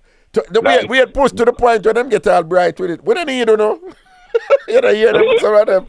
We don't need to know. We can't take care of ourselves, you know. You think, somebody tell me, you know. They have one something who go around the place where women are using name. Are the flowers, right? Rose, man. Rose, right. Rose. Yeah, Rose are going out there now. Yeah. They don't see most women right there now. Yeah. They don't want a man to just help them with the bill. But as I want that, we just there, you know? No, some woman like that body there. Some woman like... Yeah. Some woman like when them are real up and them have a man who can hold them and color them, and some woman like a man for put it. Listen to me, man. Some woman like a man for put it at the edge and just do that. And remember, say when a woman a masturbate, you know, she know what she had to do to herself, you know. You see, when a man a do something and him do something unpredictable, but she don't know him not expect. When he bring it at the edge and one, she say, we must sink it back in or whatever, and she don't know when and him a do something. That is human. Machine can't do that. And even if them have a machine, them can't do that and whatever. So some woman still appreciate a man. Well, you have a passenger coming in right now? No. Me carry passenger. Sometimes I have conversation and sometimes my antenna will go up. Yeah. Because when you come for Mixup, my antenna come in like the warship will spin with the something on the antenna. The radar. After my years, them bit up, man. Yeah. And sometimes, I hear one of the women, this one of them work same place, and they might say, listen to me. If you have a man in your yard, and he not paying bills, replace him with a dildo, right? And if a dildo and it's not working, you can bring it back, right? Mm-hmm. You don't need him. You hear me? After the other one, I tell the other one, So you don't need him. If you have a good dildo. If the man not paying bills, yeah. at your yard, at the yard, all you have to do is replace him with a dildo or a vibrator. Yeah. That's what they know that. Right? Yeah. One morning, one of them a teacher, the woman have a husband and she do oral sex, but the other one don't know nothing about it, something not interested, and the other one I teach him and I say, listen to me, make him try, right? Mm-hmm. Every morning the woman I pressure the woman and I say, you can make him try. Woman, they could be influenced. And then now, these people one woman influence the other one just to try to get a man for swipe her, to get her head, make her husband because try. The man not decided to try. Yeah, because I know I tried him for chups it, man.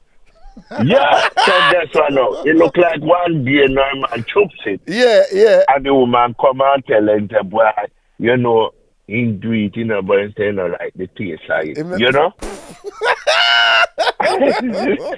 No. Yeah. We don't know what play about that, but like. No, but well, from what I have read, that yes, it's an acquired taste. I mean, you wouldn't know this more than I do. Taste. No, it's an acquired taste. It take a little time to get used to it. No, that is what I have read. But just get used to it. Yeah. So I don't know what flavor that woman have, but she said her husband, like the taste side. The taste side. No, man, tell him to try back again and get you. Tell him to get used to it. Tell him say it's like eating like Jamaicans them used to like grape nut and rum and raisins and vanilla, no. But if them try a look at pistachio and whatever, you think a look at getting. Well, we are telling you see, that's why I say. What? A diner colleges, you should have gone there far. What money you have make? Well, yes, I'm when I reach there, maybe I got a call of this doctor. When I reach, I wouldn't have to do nothing much, no. I wouldn't have to do nothing much. Listen, you're not made, man, because lot of women that want to come, and every 2 weeks they want to go get check up. Yeah. A woman love go get them check up, But all right. So what if you start them come to me for your line, so Raga, you might want to deal with my case, Try me. Try me, Raga, try me. When they come and trip and then close. Yeah, so Raga come litigate that case. You take a cheer. Me don't know why you never be that at the ceremony there. No, but well, post in the law, when you try, like if you put in a claim, you're engaging in litigation. So you litigate. You can imagine that woman coming and say, Raga, I need you to litigate that case. You come litigate.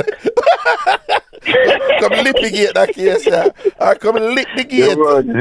Yeah, come lick. No, I say litigate. Come lip up that one around. Come litigate that case. I'm a liar. Come here, Raga, because you're a good liar. Come talk up in that case. Say that case. Yo, we can't just imagine all the gun where you have that did not tell you that you have a piece firm to that drop out. You have to go with a sheet instead of the gun.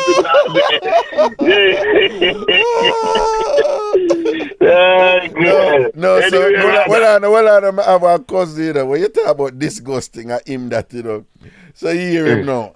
Then, I listen to what they and you say, most of your listeners them are woman. So I say, yeah, that has long been the case.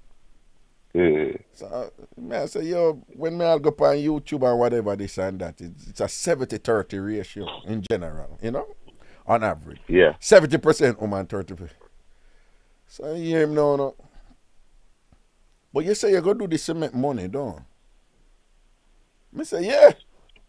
But me use team and him foolishness, though, you know, so I know say it'll lead up to something. So I say, but you're not going to make no money. So I say, what you mean?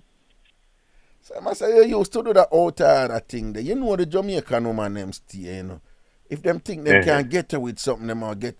So enough of them are going to come with them case and thing and whatever, and then when you talk money now, them are going to say, like, Raga, you really want money. What that go? You know how long me I listen to you, Raga. Yeah, and then they talk you out and yeah. You're supposed to collect before you even talk to them, you know. The last liar talk to me, you know.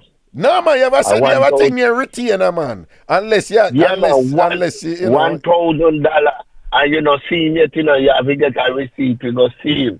Right? Because our chair they were put in front of that chair they value money, you know. No, man, right? eventually them are going to interact with somebody first because them are going to pay for consultation too. You understand? So, but him just basically I said, nah, man, Raga, the way you move with them woman, them and the woman not going to pay them, are going to show front pay for payment and whatever. As if me not have the capacity to say no, or if as if me go frightened for front and all them thing they like, you know, whatever. Anyway, you reach age, you know, where your courage are boiled up, so you know, you're again, you know, it's like. You take me afraid for say that? What you mean courage? What you mean courage? What you somebody keep on a call? Me soon call him back. What you think? Puss. The man I am now is not the man I am when I was in my late teens or early 20s. Me not have them 5, 6, 7, 8 round there like one time. Man. Okay, that not there again. Hey, them pussy there here, me tell them all the while. Me say any woman me I wanna do something. Yeah, alright, cool. Alright. Yeah, man. I'm to Puss. Puss, why you think Puss Verona call me one pop? Because it's me give myself that name there, right? And Verona and a leg of the name from me give myself that name there. One pop. Me not afraid for talk. We know that something about a 6, 7, 8 round and whatever. Don't come to me with that. It's not there. And first of all, I don't even depend on that. I am heartened, you know, by, you know, when we did make that talk there or whatever. How many women came out? How many women came out and said, but Raga, most of women are in them 4 or 5 round there, whatever. Like a little special occasion or a little at night or whatever. Hello, Raga? Yeah, but in general, wait, 1 second, caller. But in general, woman, I want a man in them, like, you know, hours and whole night and all them something then, you know, to come in a good round, you know, and, you know, I can't go up to an hour. I mean, I tell them I don't care nobody what I say. When they can't done me look more. Half hour and 45 minutes I sat out with everything. Enough time that, a long time that. Right here, enough time I run up on the mouth and think I want to come on this and hours and this and that and this. Yeah, you know. When you're certain age, I look a 1/2 night, I look an exciting night or whatever, but for that be a regular thing or whatever, if that you want, go to somebody else. You're not finding it with Raga. Anyway, Carla, what go on? Hey, what a go on? First, I want to say congratulations. Congratulations. Congratulations. Wish you all the best. Wish you all the best. Wish you all the best. Congratulations. Next thing, you need to learn. Stop pick up the people. Puss is the one who bring that salt thing over here. More than likely him get eat some saltfish last night and come on the thing me when I hear in the sound. So him I see him fault. Blame it on him. I see him fault. There's something him eat salt last night and him come over here so with But them salt mouth come wake them now, we couldn't hear no sound. Well, done him again. Done him. There is something post that some saltfish you eat last night. Some salt passenger you take up and wake them then pull over upon the highway on the stop shoulder and eat them salt wake them then you come over here, sir, with your salt cell. Look how long in a car. Yeah. Look all. And then you finally decide to call, and then we not hear no sound at all, right, which and never the thing happened. broke down and thing and whatever. So exactly. You say, and then you rather pick up film and come at table. Oh, maybe there's something wrong with the computer, whatever. You're in a learn. It seems like in a learn your lesson. Stop take up for people. Some salt need to eat. Yeah, push come with him salt, condemn out down. Him salt, condemn out and make it thing broke down. Dirty puss. Dirty puss. And remember gonna kill me next time. Why man, pepper your cloth if I said the caller there when it call after me, Raga. I have something for say about the caller there. Can I listen right now, you know, and a device something for you. And a device and a design something, you know. Whap you up, man. But push a car from Brittany from Brittany try for wet name the Raga from a week the time. All of us wanted to hear your take on it, but you're late. No. I mean, no, you're gonna say me gonna defend him now, but would you believe that Puss was well, other people did call me privately and talk to me about some things to do with Brittany, but Puss was the first person to call the show. Long before the whole thing got on with Brittany, Puss called the show and did express some suspicions about Brittany. Yeah, man, remember. No, remember. And you stop him and truck. No, yeah, man. And I me stop him and I protect Brittany and thing. And him kind of ease up. But Puss did call in for going for Brittany and did a honey to her. Yeah, man. Me know, man. And you stop him and say, hey, good people then. Yeah, man, remember. Good people them. I said, no, go this one, whatever. Ray. Because Puss did a pepper. Yeah, man, me know. That's why I'm disappointed with her. How she come, how she wake me in there. Yeah, man, I'm just jump in and I protect. And you know me love the arms house, don't it? But you know, I'm going to say something to you. No, seriously, can that me call for, but I just wake me in there. Somebody who I know from Mandeville who work in the market. Yeah. See, Mark. This is no joke. I'm telling you, this is serious. Okay. I know somebody who who's selling at the market, and them say Mark, and apparently Mark tell the person that he's very disappointed that him not know. That the person say them see him and so forth, and them ask him, and him say him don't even know what to call and say he's very very disappointed. Him cannot believe it. No joke, I'm telling you, somebody who know them. Right. Disappointed in what though? He's disappointed how his wife display herself and embarrass herself. Oh, okay.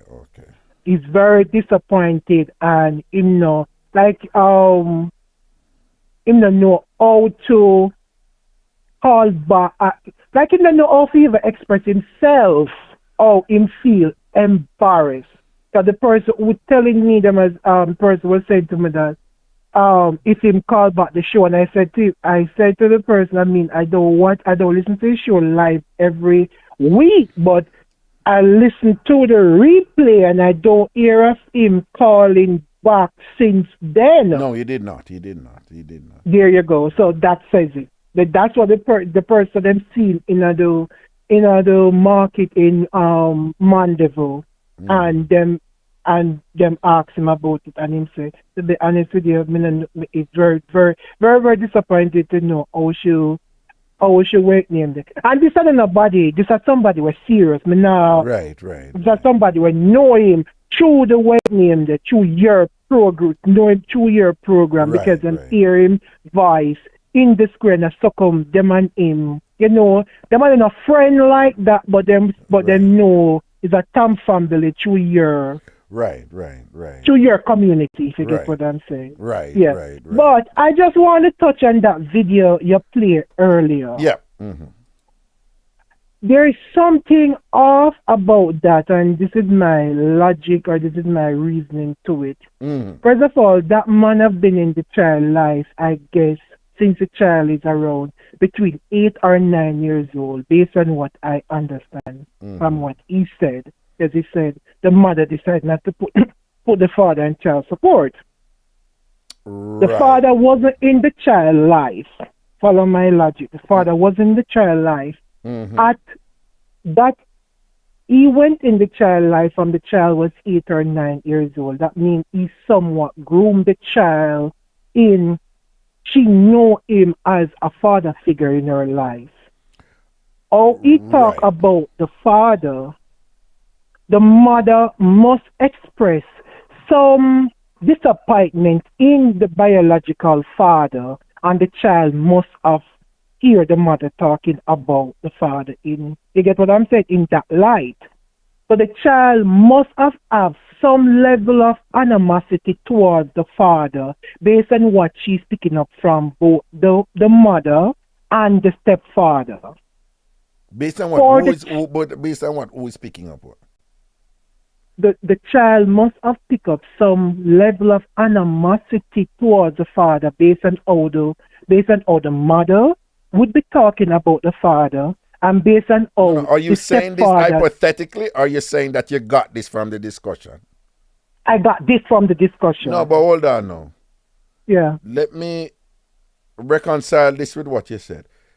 What was presented to us, we never heard that the child at any point had any type of, I'm not saying it is a thing, I'm just saying of everything that was presented by the stepfather, at no point did he make any mention that the child had any problem with our biological father, or that the child heard the mother saying anything, or that the mother... No. I get that, but I'm saying, is how he's talking. Remember, he said that, the mother,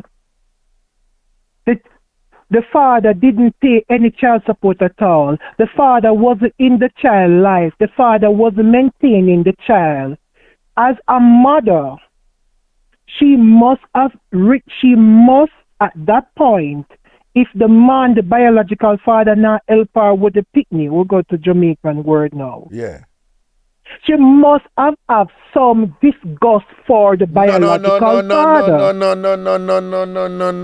No. You can't say must have had. You are making a very and let me tell you this. Let me put it straight to you now. You have a lot of mothers out there with fathers who are not supporting the children at all. And you will never hear that mother say anything bad about the man. And some of them even love the father same way. So you have to be careful with that assumption. Because from what we are hear from him, he must say the father make promises and don't turn up. Exactly, but don't turn up. But he must say that, Don't be surprised if you talk to the mother and the daughter, and them not what him there in terms of how him interpret the father and not them there. No, exactly. But that goes to my point. What I try to say to you, there have to be a backstory, because if that is the case, that he is saying all of these horrible stuff about the father, the biological father himself, that child, that child would have to have some level of hatred for the father. That's what I'm trying to say to you. Okay, and so the fact that the child don't have that level of hatred for the father, what do you think is going on there? There have to be some lie that he is telling, because there is no way he do so much for the child, and him basically bring the child to our first dance, him bring the child to our, buy her a car, buy her gift. Just understand what you're saying. Exactly. So what he's saying is that if the stepfather who made the video was so good across the board, so good, and if it would mean that the biological father would have been so bad, and whatever, because he's so good. That's and whatever. My point. So he's saying that the story, he must say the man's story don't add up. Exactly. There's something. Yeah, there's something there. Don't get me wrong in the Raga. You have ungrateful people out there. Don't get me wrong. Right. You have ungrateful people out there because me have it in my own family. My grandmother send my uncle go a KC at that. Me tell you what do. And a partner my grandmother used. Then the people at your partner. Right. I jumped into the partner at your Jamaica left, right, and center. Yeah. And my grandmother used partner for school him. Him go sixth form. Him go all the way to my grandmother school him to university. You may tell her university until him get till one of the old boys then make him get a job at waiting in the Bank of Jamaica. Now him a big manager at Bank of Jamaica where him oversee all the credit union there with them regulation and everything, all the credit union in Jamaica. And him now look for my grandmother. That's another story. But I'm just trying to say that you have ungrateful kids out there. But yet still, him can be in this child life where she see that he was so instrumental in her life. He was there. He buy her car. He make him pay $40,000 for her school fee and all of that. And then all of a sudden she wants her father to walk her down the aisle. One, that's just to me. So you're basically saying if he was so good to her on so many levels for so many years with so many things and whatever, why is it that she is so bad to him and just want to cut him out and just want to include him in a nothing or whatever? There's another way to look at it and things. It could be that they're ungrateful. It could be that they're just ungrateful and I use him. But it could be that him not get the fullness of the story. Yeah, him not give the fullness because if him get in our life, that child life at say, all right, we're going to use an estimate. Say him getting our life at 8 years old because him say whatever. So him getting her, she is a immolar. Him she look up to as a father. Him dead when time she have her bad days, when time him good all teach her how to drive and all of that, and then she decide that she's going to get married. On top of that, you according to you, you pay for the wedding, you do this, you do that, and no, there's something totally wrong there. And if that is the case, that little girl, I'm telling you, that little girl and that mother, karma is going to, you know what, because that don't make no sense whatsoever to me. Make no sense. At first when they might talk me, I say, I did feel it. And I say, but hold a minute, that don't make no sense at all. That don't make no sense. And you know how daughters, or especially girls, are with dad. There's a special bond. Yes, them have that special bond with their mother, and you can't take that away. But them have a special bond with a man figure in their life. You have a daughter, so you know what I'm talking about. Them have a special bond with them father. And if he was so good, and her biological father was so bad according to him, why would she want to spend her special and a wedding for especially a young girl like this? It's like a fairy tale for them. Why would she want to spend her special day, and especially as where him said daddy daughter dance, and she want her biological father to do it with her, and she want her biological father to walk her down the aisle? Something wrong. Wait. What is the average age that kids graduate from high school in America, not Jamaica? In America, they I would say 18. Is 18? It could go to I would say 16, 17. But depends on. Remember, America if them not get certain grade, they would have to do a repeat. Especially if them didn't pass certain grades. Yeah, but on average though, after you know them 17, do that middle 16, school thing 17. and them the 4 years of middle school and 4 years of high school. And then so what age them usually go call? Like 17 around this or something? Huh? Yes, 16, 17. 16, 17. Yeah, somebody said 17, 18. So if she went to university for 4 years, right? Exactly. And he was with, if she went to university for 4 years, then we're looking at, 20, that 21, is 20, that's 22. 21, 22. Yeah. So she graduated from college. She go for in PFR for go for 4 years. Yes. 21, 22, right? And if Yes. he has been have the girlfriend for about 10 years, him say, then it would mean that he might relate to the child from she's somewhere around 12. Yes. Or somewhere around 12-year-old. And that is still a formative age where kids really in tune to who they're for them now. Exactly. Thing, you know? And to understand now, because 12-year-old have sense enough to know what's going on. Yeah, to know what's going on, you know, and thing. And well, it's a good point. It's a good perspective you raise right here for us to have in consideration that, I'm frankly, you know, your point is valid in a broader sense. Sometimes we see people come on social media and they make some posts, and of course they construct and fashion the post in a way to reflect their interests and whatever, and to present themselves as the victim, right? Yes. And yeah, we can be understanding and sympathetic and empathetic when people do that, but we should also keep in mind that you know, most people now go think say them wrong when them wrong, right? Yeah, and, that's true, right? too. And them, you know, and people come on social media and they make these impassioned presentations and things and whatever. We should be reminded that we still now hear the other side. Yeah, we still not because at first I was with him in I want to down there. That's what them said sometimes. You hear other people point, you would jump and I don't know that's how social media is now. Right. So I was watching it and I hear Delmarine and all of them I say, a wicked girl, ungrateful picnic and Delmarine them a post. When they say your ear, you mean them a post that, don't you? Yeah, man. Delmarine. The one Delmarine, don't. But that's a old Marian behavior. That's a old Marian behavior. That's a old Marian behavior. That's a old Marian behavior. That's the woman's girl them stay down. That's a old Marian. Yes, that's a old Marian. So that's a old Marian. So when you say the woman's girl, them a press button, though.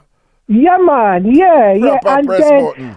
And then she have me now somewhat I think to down that lane. And I say a true man support ungrateful picnic and all of that. And then I put on my thinking cap and I'm like, but hold a minute here. Yeah. Because if that is the case, if he was such a good person, why this? And he was so good to this little girl, and she in her life, and she. When she have problem with her boyfriend, when she have this, when she have that, and she she go to and cry to and all of that. Why now on her special day she would want her father who have never been in her life, who the mother never run down for no social, child support, not at all. Him there. Why would they do this to this man? And them are living at the man house. Why would they want to do this to this man? Yeah, so and why even if she want to include her biological father, if she had cared about him so much, why them don't even have a conversation with him at all about anything? Anything. Why them never even say, all right, my name is biological father, but you don't know so and so stepfather for in it because him did it, so we have to find some way to include the two of them. Why not even a smidgen of consideration was given to him? I think, the logic dictates there has to be a reason for that. We don't know. We're speculating. But you're right. You don't, and other people on here would tell you, because I think you watch The Housewife, but Housewife of Potomac. There's a cast member, Potomac, right? Housewife of Potomac. He come on Bravo. One of the Housewife franchise. Right. But there is a particular. No, I don't watch none of them, but we just hear about them all a while. Yeah. But no, I don't want from Atlanta boss them, When Nene, I don't want that woman Nene did upon Nene. No. That Nene was on Atlanta. Atlanta, that's what I'm saying. Nene was on the Atlanta one. But I don't want the boss, the rest of them, don't. Yes, man. So that this one is put it on the map. But that one put the Bravo station on the map. But that one was the first one. The first one was Orange County in Beverly, in California. Well, that one the was first the first housewife, one. the first housewife was Yes. Orange County. Are you Yes, serious? Orange County. You Orange must say, County no, was no, the you first educate one. me because I thought the very, very first one was the Atlanta one. No. Orange County was the first one. Oh. But Atlanta is the one that put it on the map and make everybody support and start to whatever. Okay. Potomac is a city in Maryland. In where? In Maryland, in Baltimore area. Maryland. Okay. Yeah. Yeah, it's a very upscale area in here where the cream of the crop live and support. So that's a housewife franchise. And one of the cast members there, when she was getting married, a young girl, she was in her 30, no, she was 30 something, but when she was getting married, and I know other people who watch it will comment on it. When she was getting married, and this is a good example, her father came out of her life when she was 12 years old, and her father and her mother remarried to her stepfather. And you know that the two men them walk her down the aisle. My point is, her stepfather was so good to her, and her father was so good to her.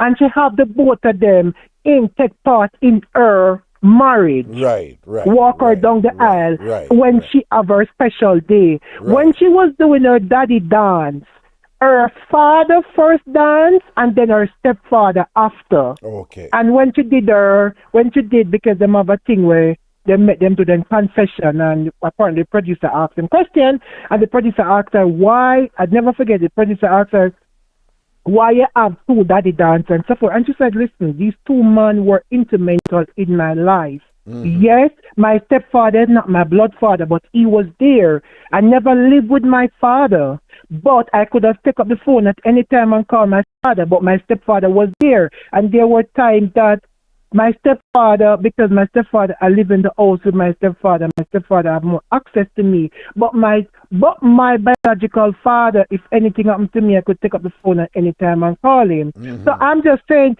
I don't know if you see what I'm trying to say. No. I see the point. To you. That if he was so good and whatever, some effort would have been made, to include him, even though they're including the biological father. They want to say, no, we have to have some loyalty here. You're saying if he were as good as he said that he was and whatever, they would have to acknowledge Exactly. My point. Right. Yeah. So there's some ounce of dirt in that water. The water is as clean as him. Because I was saying some things like, my boyfriend, and I could have the mother just take the money and whatever. But he himself said the mother and the daughter have been living in his house all this time. So if it's a question of proximity, them obviously under the same roof then and all these things or whatever. So why them have this disdain for him that them just, it's a conscious decision to leave him out of everything, not even to appease him with some little fake this and that or what, nothing or whatever, to the point them I say, them are like, them going to put some food on the thing where I'm allergic to and whatever this and that. 250 people. That exactly. Means, 250 people and him want invite 20 people. And the 20 people that him want invite, the child must have known these 20 people, because if it's in the child life, the child, you get what I'm saying? So it must have intertwined in the sense that she must have known these 20 people too. Well, not must have, but because he could have been said, my stepdaughter is getting married and come in at the wedding, man, and da-da-da-da-da-da-da. Sometimes things go like that. But what I'm saying is, for a wedding of 250 people, that means to them know people then, You know. Exactly. You have 250 That's a lot of invitees for a wedding. That means you know people. That means you, on some level, you are, you're fairly social, and you have an extensive network that you could choose 250 people from and things like that. So what I'm saying is, even that, if they're getting it's a situation where them I get 230 people. And him forget 20, but them still not give him the 20. And then I go give him card and all and I said, well, if anybody drop out, you can bring your 20. What I think is really going on there, frankly, even if them did want them 250 and him want add them 20, them would I say add your 20 and make we have 270 and whatever. Yeah, 270. But them just don't want to have nothing to do with him on the side and thing, and it sounds to me like yo, we don't even want you there. We don't want you there at all. And I will go, and you can stop me in my track. Okay, maybe I am just thinking so broad or whatever. You can stop me in my track or tell me if I'm wrong. To how him sound or to how him talk about himself, he is this quote unquote, at least that's what from my viewpoint of viewing him or listening to him. Him sound like one of these quote unquote father who, or one of these quote unquote man now who is so big on family. And he's still referring to the lady as his girlfriend. And I'm saying the woman noticed that. Some women noticed that. Yeah, some women noticed that and took. And if you are referring to her as your girlfriend and you are so big, shouldn't at this point she be your wife? Well, even if not your wife, you can tell me if I'm wrong. No, I wouldn't say shouldn't at this point. But this is where women and men generally think different, because you know that there's this thing out there with women, like, if after you have some women who say if after 10 years you're not the wife, then you don't mean that woman then not good or something like so. I in turn say be careful. Don't mean say him the woman want it. The woman could be the one who don't want it either. But women in general, they're going to pay attention to that. So if after 10 years of a woman living with you and she's still your girlfriend, that is saying something. At the same time, let us all, there's still other possibilities. The mother could still be into her daughter father, The mother could just want to share this experience with the love of her life, who's really her daughter father.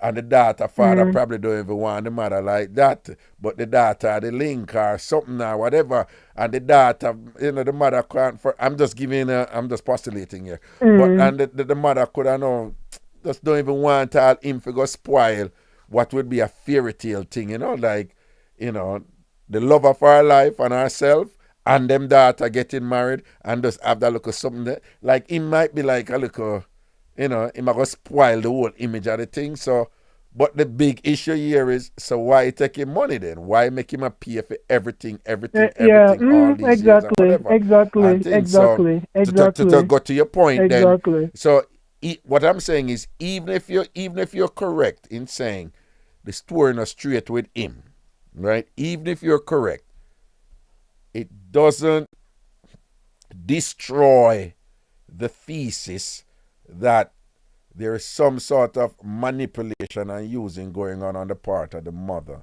and even the daughter, probably, because if you're right, then them not into him, then them not like him, then and whatever. Them not like him at all. Why you keep on and take all that money then for make him a pay for everything? That if them not like him and keep on and take all that money over and over again, make him a pay for everything, which is not under debate that he does, irrespective of whether or not him is a nice person. He's been paying for these things, but them keep on and take it. That wouldn't, and if them not into him, that wouldn't necessarily require them to be, on a daily basis, being some sort of hypocrite, manipulative type of, people in terms of keep him in that position where him keep paying the bills them and whatever, even though them not like him, right? So you could be right, but they could have some dirty qualities too, even when you are right about film personality. Yeah. You understand? Yeah. Because if them not like him, them have to engage in a type of thing that fair to keep him this and fair use him and manipulate him and con him out and all him something or whatever. So, we just want him money. Chef did a smile with him and they run him, see him and do so and so and so and so and so, just to keep him money and thing and whatever. And then now him reach a point where him like, leave my house too. So them really did I use him and, even though he may not be the nicest person. And him just reach a point where like, you know, me just accept it now, you know. Uno not mean me no good and whatever. So I'm out. But you have a point. He's not necessarily an angel though, you know. But I think, and just to tie in with what you're saying, I still think it is very significant that in making his case, for him, it's all about money. He said nothing else. Yes. For we say, look at this man is a rounded man. Look at one of the different ways he has been there and whatever. His value, the value that he has communicated to us, that has been taken for granted, that has been disrespected, that has been maligned according to him and whatever, I'm paraphrasing here, but the value that he has communicated to us, the disrespect and whatever, it's all 100% what him say is based on money. Yeah, that's true. Yeah. That's another. And I think that is significant, you know, because it in some ways it connotes the importance he has placed on money, and the way him use money, and the way him see money, and what him supposed to get in turn when him put out him money and all these things, and you know those things can cause problems in relationship, you know. But hey, look, lastly, but and you have a whole heap of woman, you know, attracted to man for money, you know. But I can't tell you how many times I've seen women emphasize money man, and then them get the money man, right? And them get everything what them want from the money man. Everything. And then realize like, damn, I'm not happy with this man. Yeah. I'm not happy with this man because he's lacking in this area, deficient in this area, and this and that and and whatever, and then them they want out after them get out with the money where they want. You understand? So money is attractive to take care of things and whatever, but it's certainly not all. And it is not, man. And it's not necessarily a guarantee that you're going to be happy with somebody who give you all of the money where you want. You know? Yeah, happiness is sometimes the best. Happiness is sometimes the best, man. Yeah. But that was my 2 cents. I mean, yeah, man. Thank God someone never met the bad old Mary and yes. Me think like Delmarie, like the bad old Mary. She was leading you down leading me down a little rabbit hole. Thank God bad influence. The whole Mary, the whole mass people, man, you know. Stushy them. All right, take it easy. All right, blessings. Should have done me and you. Me and me and you say it, and you should come down me. I say, but Miss Lady and me just. I love you, Delmarie. I love you through the phone. Love you. Listen, I was just echoing what the gentleman was saying. All right, blessings. All right, Delmarie, take it easy, man. Yeah, cool. People, it was a fun show, nice discussion we had and things like that. And I'm about to make my exit now, as usual. Want to thank you for hanging out with me again. I'll be back next Wednesday, as usual. All right. And of course, I'll be studying a lot for the bar exam, okay? So I'm going to be busy for the next 2 months on this thing, like really immersed. But please, people, everybody save the date, September 16th. We'll all be partying. September 16th, we're going to come to this event and we're going to party and thing. And hopefully the bad old Marian will come also and all these people and thing. All right, so looking forward. Oh, well, I don't know. Oh, okay.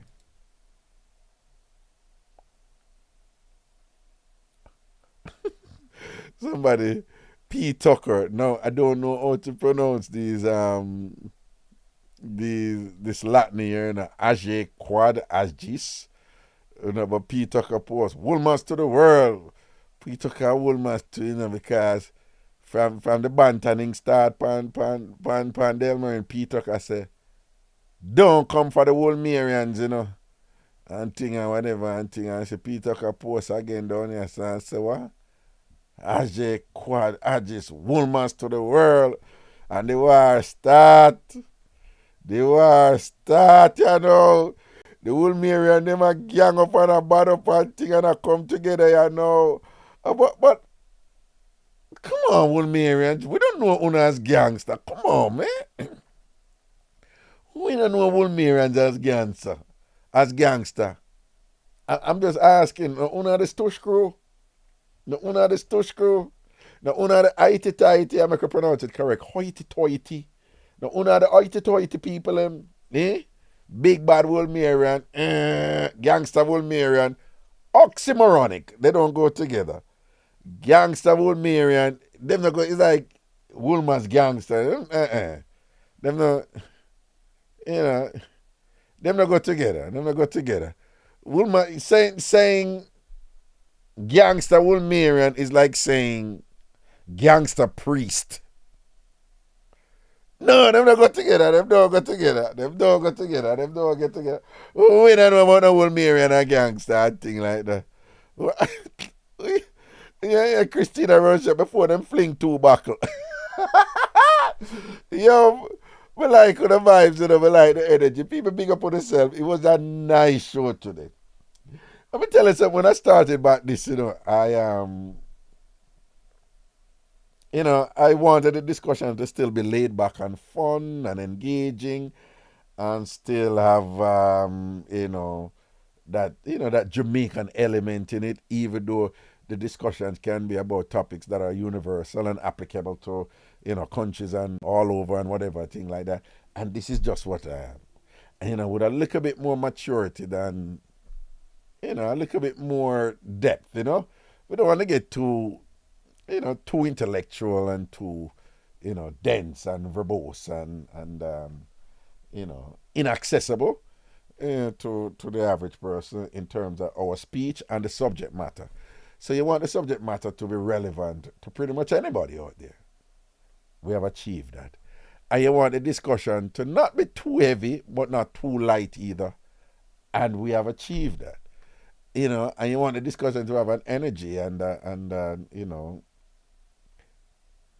wave that is engaging and keeps and maintains our interests, and we have achieved that.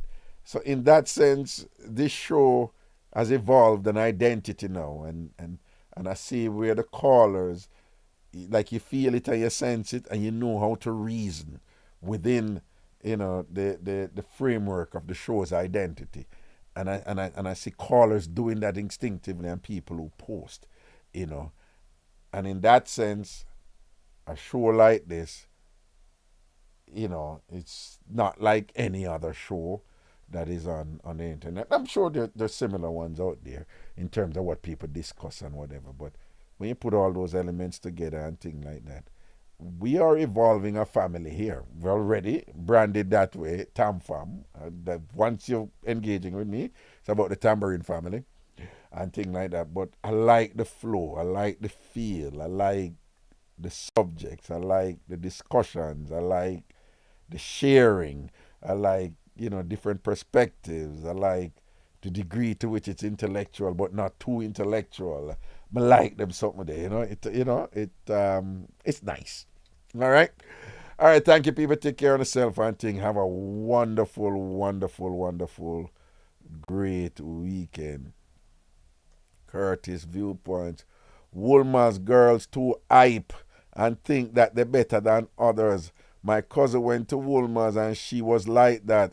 See it there? Curtis Viewpoints post that. Curtis Viewpoints post that. Okay, thank you, Simone. Thank you, Simone. Again, Curtis Viewpoints, Woolman's girls too hype and think that they're better than others. My cousin went to Woolman's and she was like that. All right. Jamaican Candy, big up yourself, And thing, Welder Larger, Prem Clark and the whole crew, big up on yourself, everything is everything, love and blessings too, and thing, Big G, and thing, your mother, Aldo and the whole works, and thing, Twitch family, large up, and thing, Ash, most hated, Rialto 67, bless upon yourself, man, protection and everything is everything. Once respect to everybody over up on the Ragashanti page over Facebook and thing. Healy, bless upon yourself and thing, alright? I'm going to let you enjoy it, you know, and thing, alright? Y'all be good now.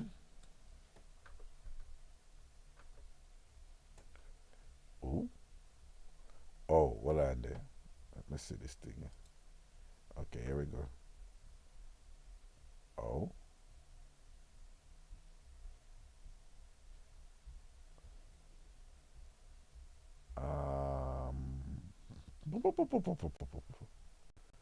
This thing here go through, but it nah.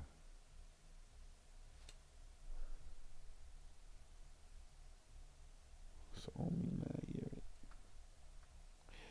Come on.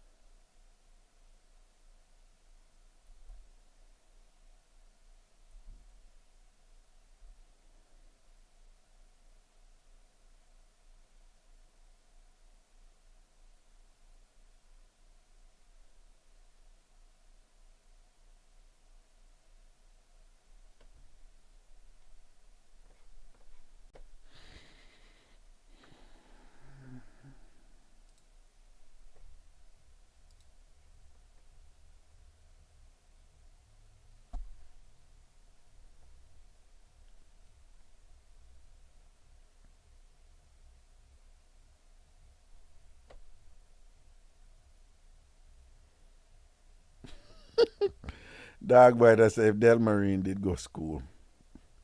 Yeah, she could be faking it. Probably like pussing on the out of the Woolman's fence or the window or the classroom, each up around there. I never did I go to school and I hype, you know. I wear the uniform, I never really go there. It's possible. I'm just saying. All right.